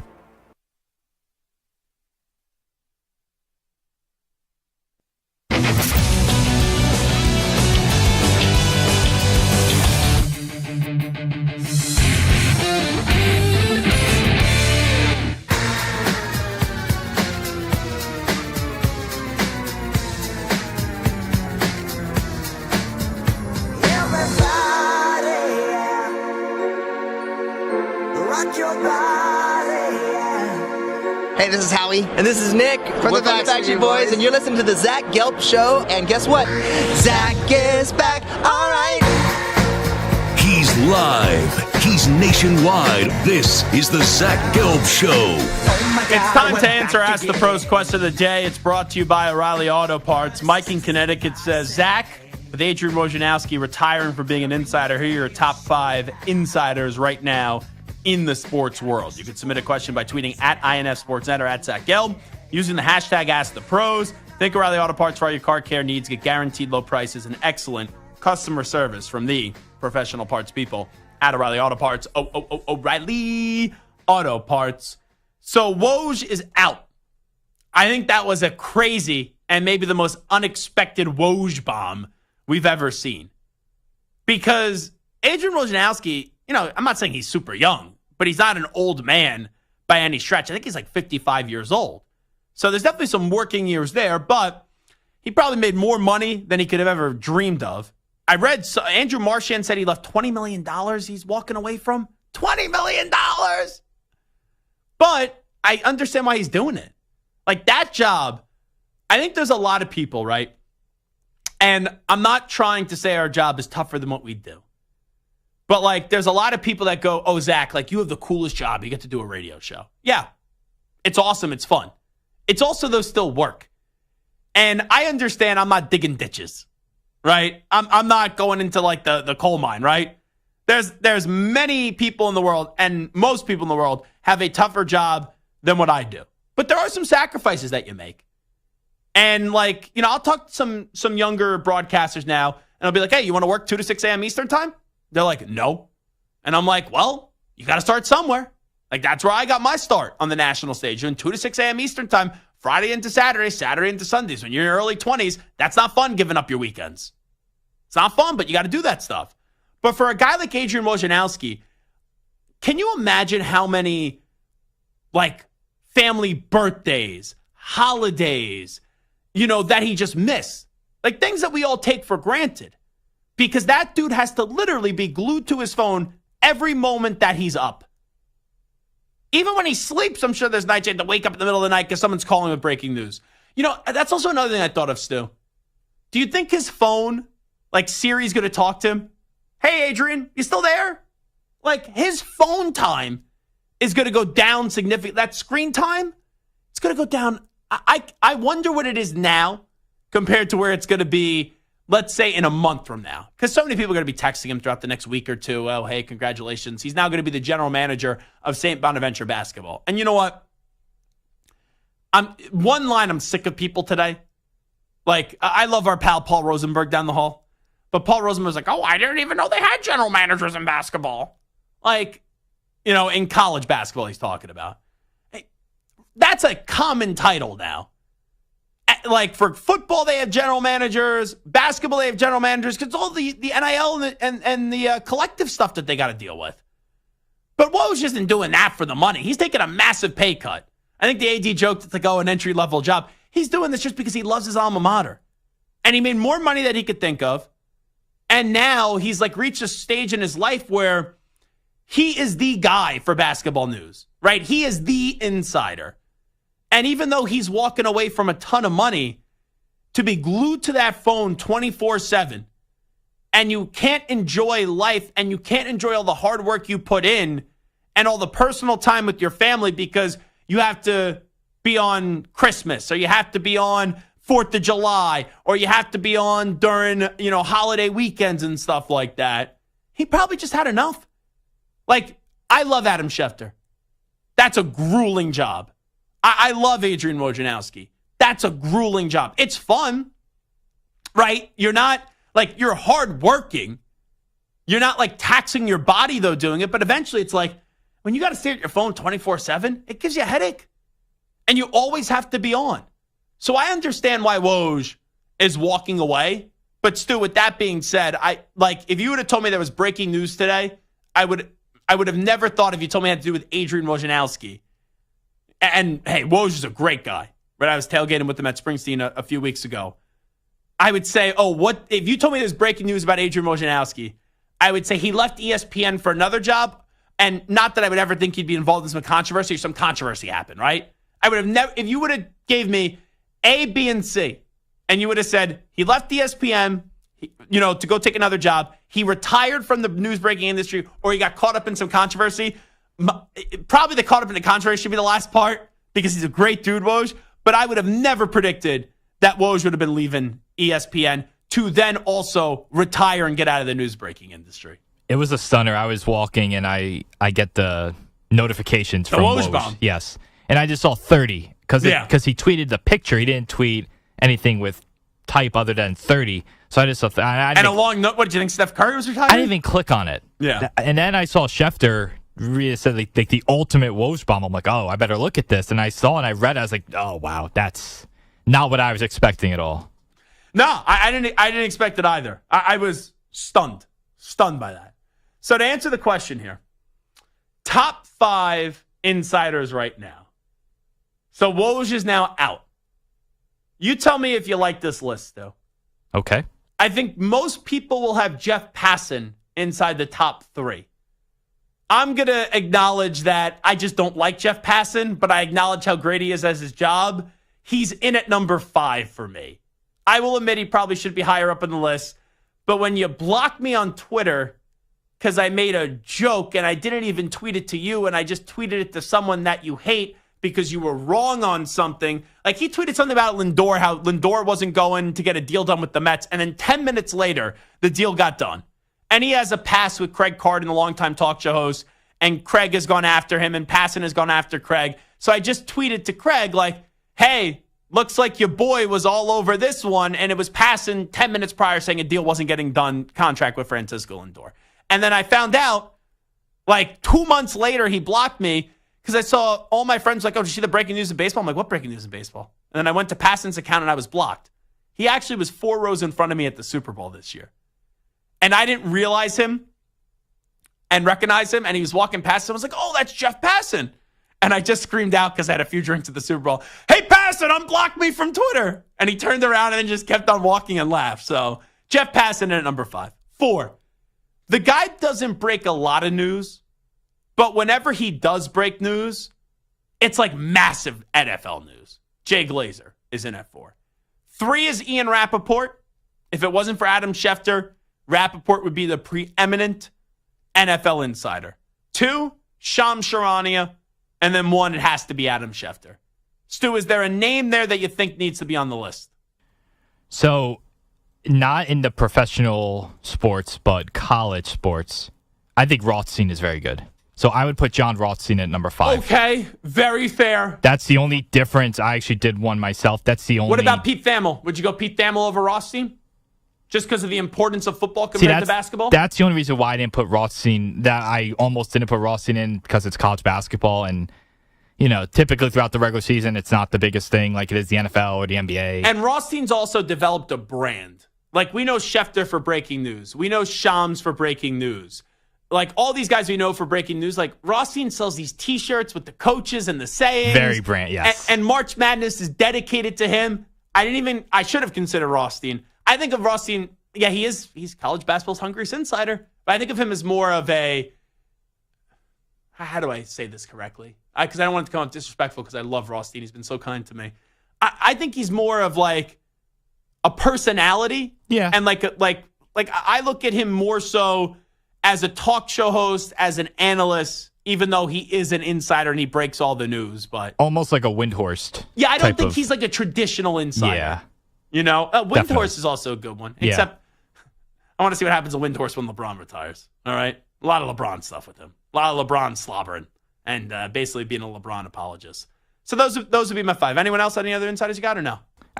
Chris Haynes is on the list. Ken Rosenthal. Those are type of guys. Yeah, I would think you could only put one in baseball. Only and Heyman and those other guys that used to be there. But I think Passan just now blows them all out of the water. Definitely, he's the first one usually to everything. I would say Chris Haynes is a good long-term play.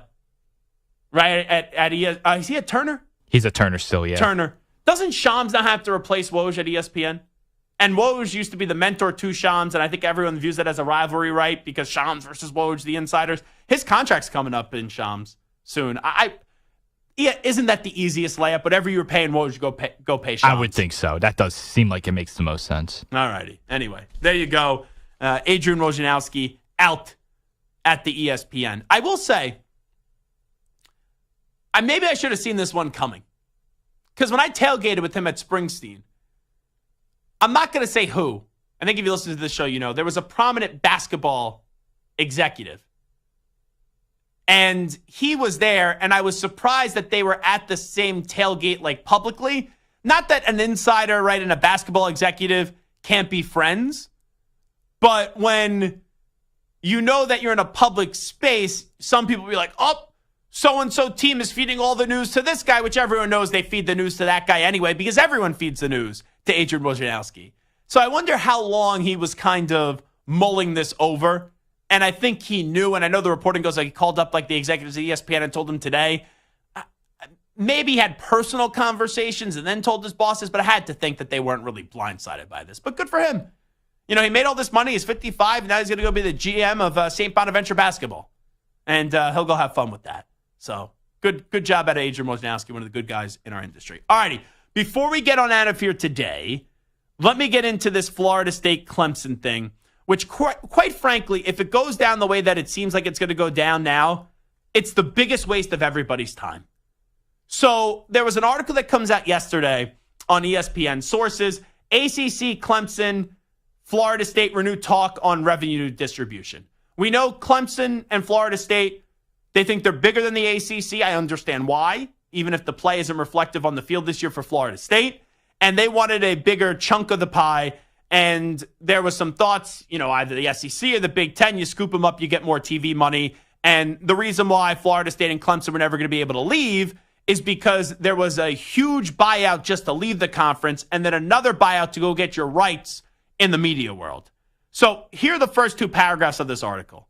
Talks between Clemson, Florida State, and the ACC have ramped up in the recent weeks, according to sources, on a proposal that would allow a greater share of revenue to schools based on a brand valuation and television ratings, as well as potentially alter the expiration of the league's grant of rights, which currently runs through 2036 in exchange for the Tigers and Seminoles dropping their lawsuits against the conference. According to multiple sources within the league, the conversations are preliminary and the sides are not close to an agreement, but the conversation's representing a strong signal that Florida State and Clemson are open to remaining in the conference under more favorable financial terms.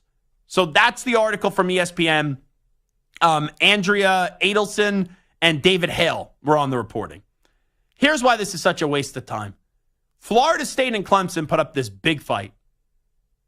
And they thought, right, the Big Ten of the SEC would come and scoop them up. But the SEC said, no, we're not interested. And the Big Ten said, no, we're not interested. So they went the legal route. They made a lot of noise. And now, yes, they're going to get more of the pie. That in all likelihood, they're deserving of more of the pie in the ACC. But even though Clemson and Florida State may get what they want in the ACC, they didn't win here. They actually got embarrassed here. Because they said, oh, we're going to sue you. We're going to try to get out of the ACC. And then the Big Ten of the SEC, oh, they scooped up all these schools. They'll come take us. And all the indications were the SEC didn't want you and the Big Ten didn't want you. So you ended up going back with your tail in between your legs. You'll still win here because you'll get more from the ACC, but you got embarrassed. And this has been a big misnomer that I've warned people about with the Big Ten and the SEC. People thought that the Big Ten and the SEC would just be giving out charity, right? And just scooping up everybody that was interested in joining them. The more teams they add, it's not like the networks are eventually going to keep on saying, oh, we'll keep on giving this school, you add this school, we'll give them $45 million a year. No, they're going to say, you go divide up what we're giving you between all those schools inside the Big Ten and inside the SEC. And even brands like Florida State and Clemson, after there's been a lot of realignment in college football, were kind of left without the home that they didn't want to, that they wanted to get into. And now they got to go back to the home that they put on the market and we're getting ready to sign a contract and get out of and say, no, we're actually going to keep our home. We'll make some alterations to the home. That's what happened here. So Florida State and Clemson, this big fight, which I had every right to do. But when you make that fight, you need to know that you have another place to move to.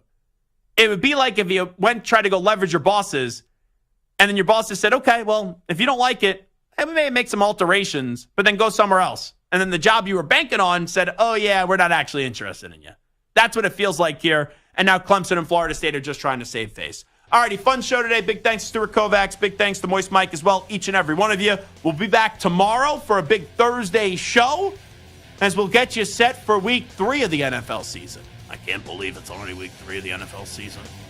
I can't believe it. Okay. All right, talk tomorrow, everybody. Thanks for listening. We out. Bye-bye. Peace.